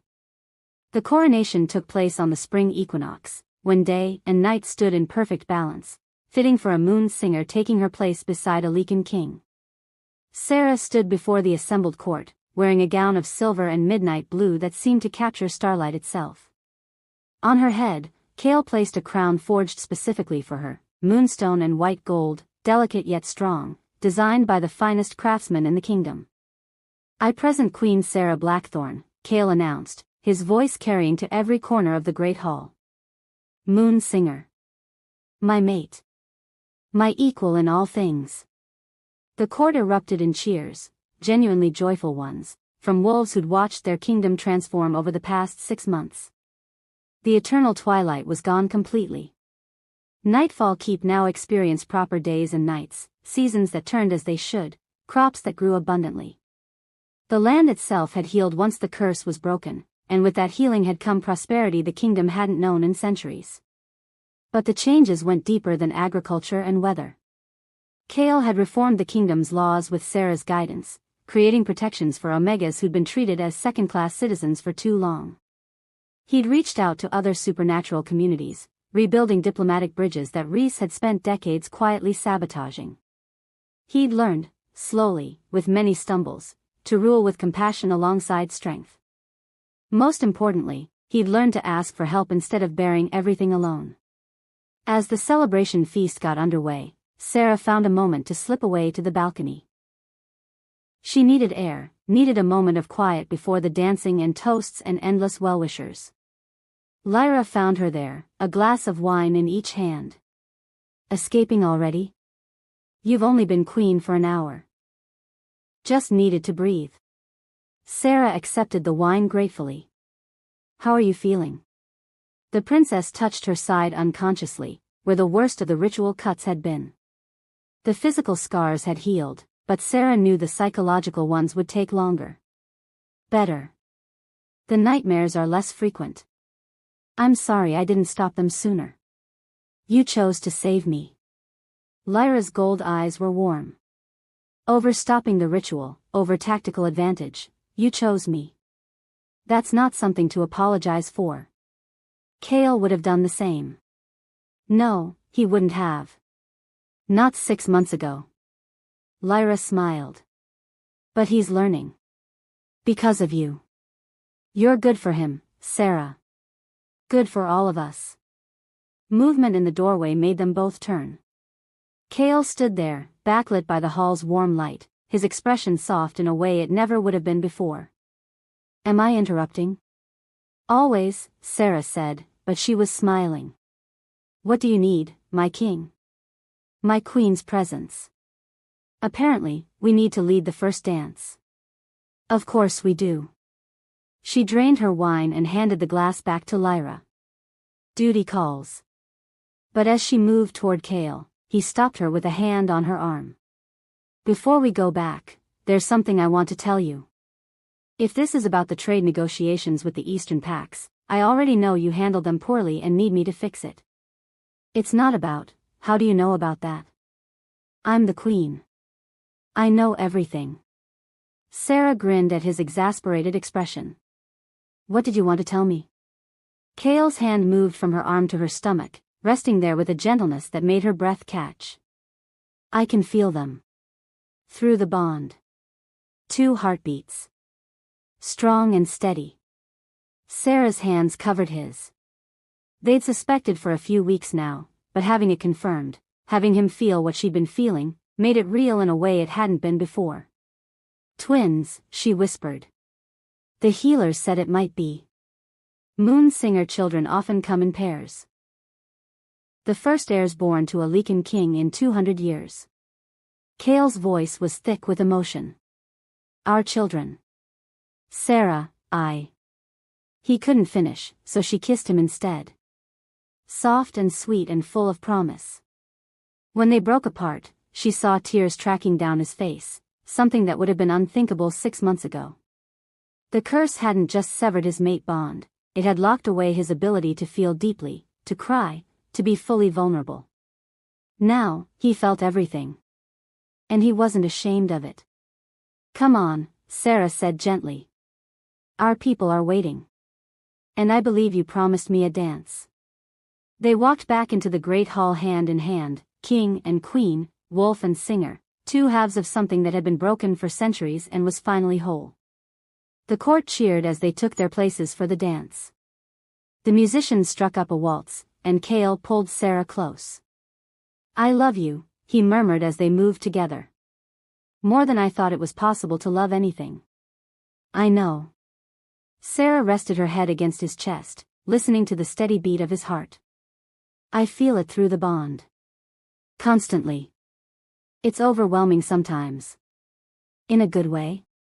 In the best way. They danced as the sun set beyond the windows, a real sunset, with colors that painted the sky in brilliant oranges and purples. As darkness fell, the moon rose, full and bright and beautiful. The moon goddess's blessing on her children, Sarah thought. On all of them. Kale held her tighter, one hand dropping to her stomach where their twins grew. Thank you, he whispered. For saving me. For choosing me. For giving me a future I never thought I'd have. Thank you for letting yourself be saved. Sarah looked up at him, at the face she'd come to love more than her own life. For humbling yourself enough to accept help. For learning to rule with your heart as well as your strength.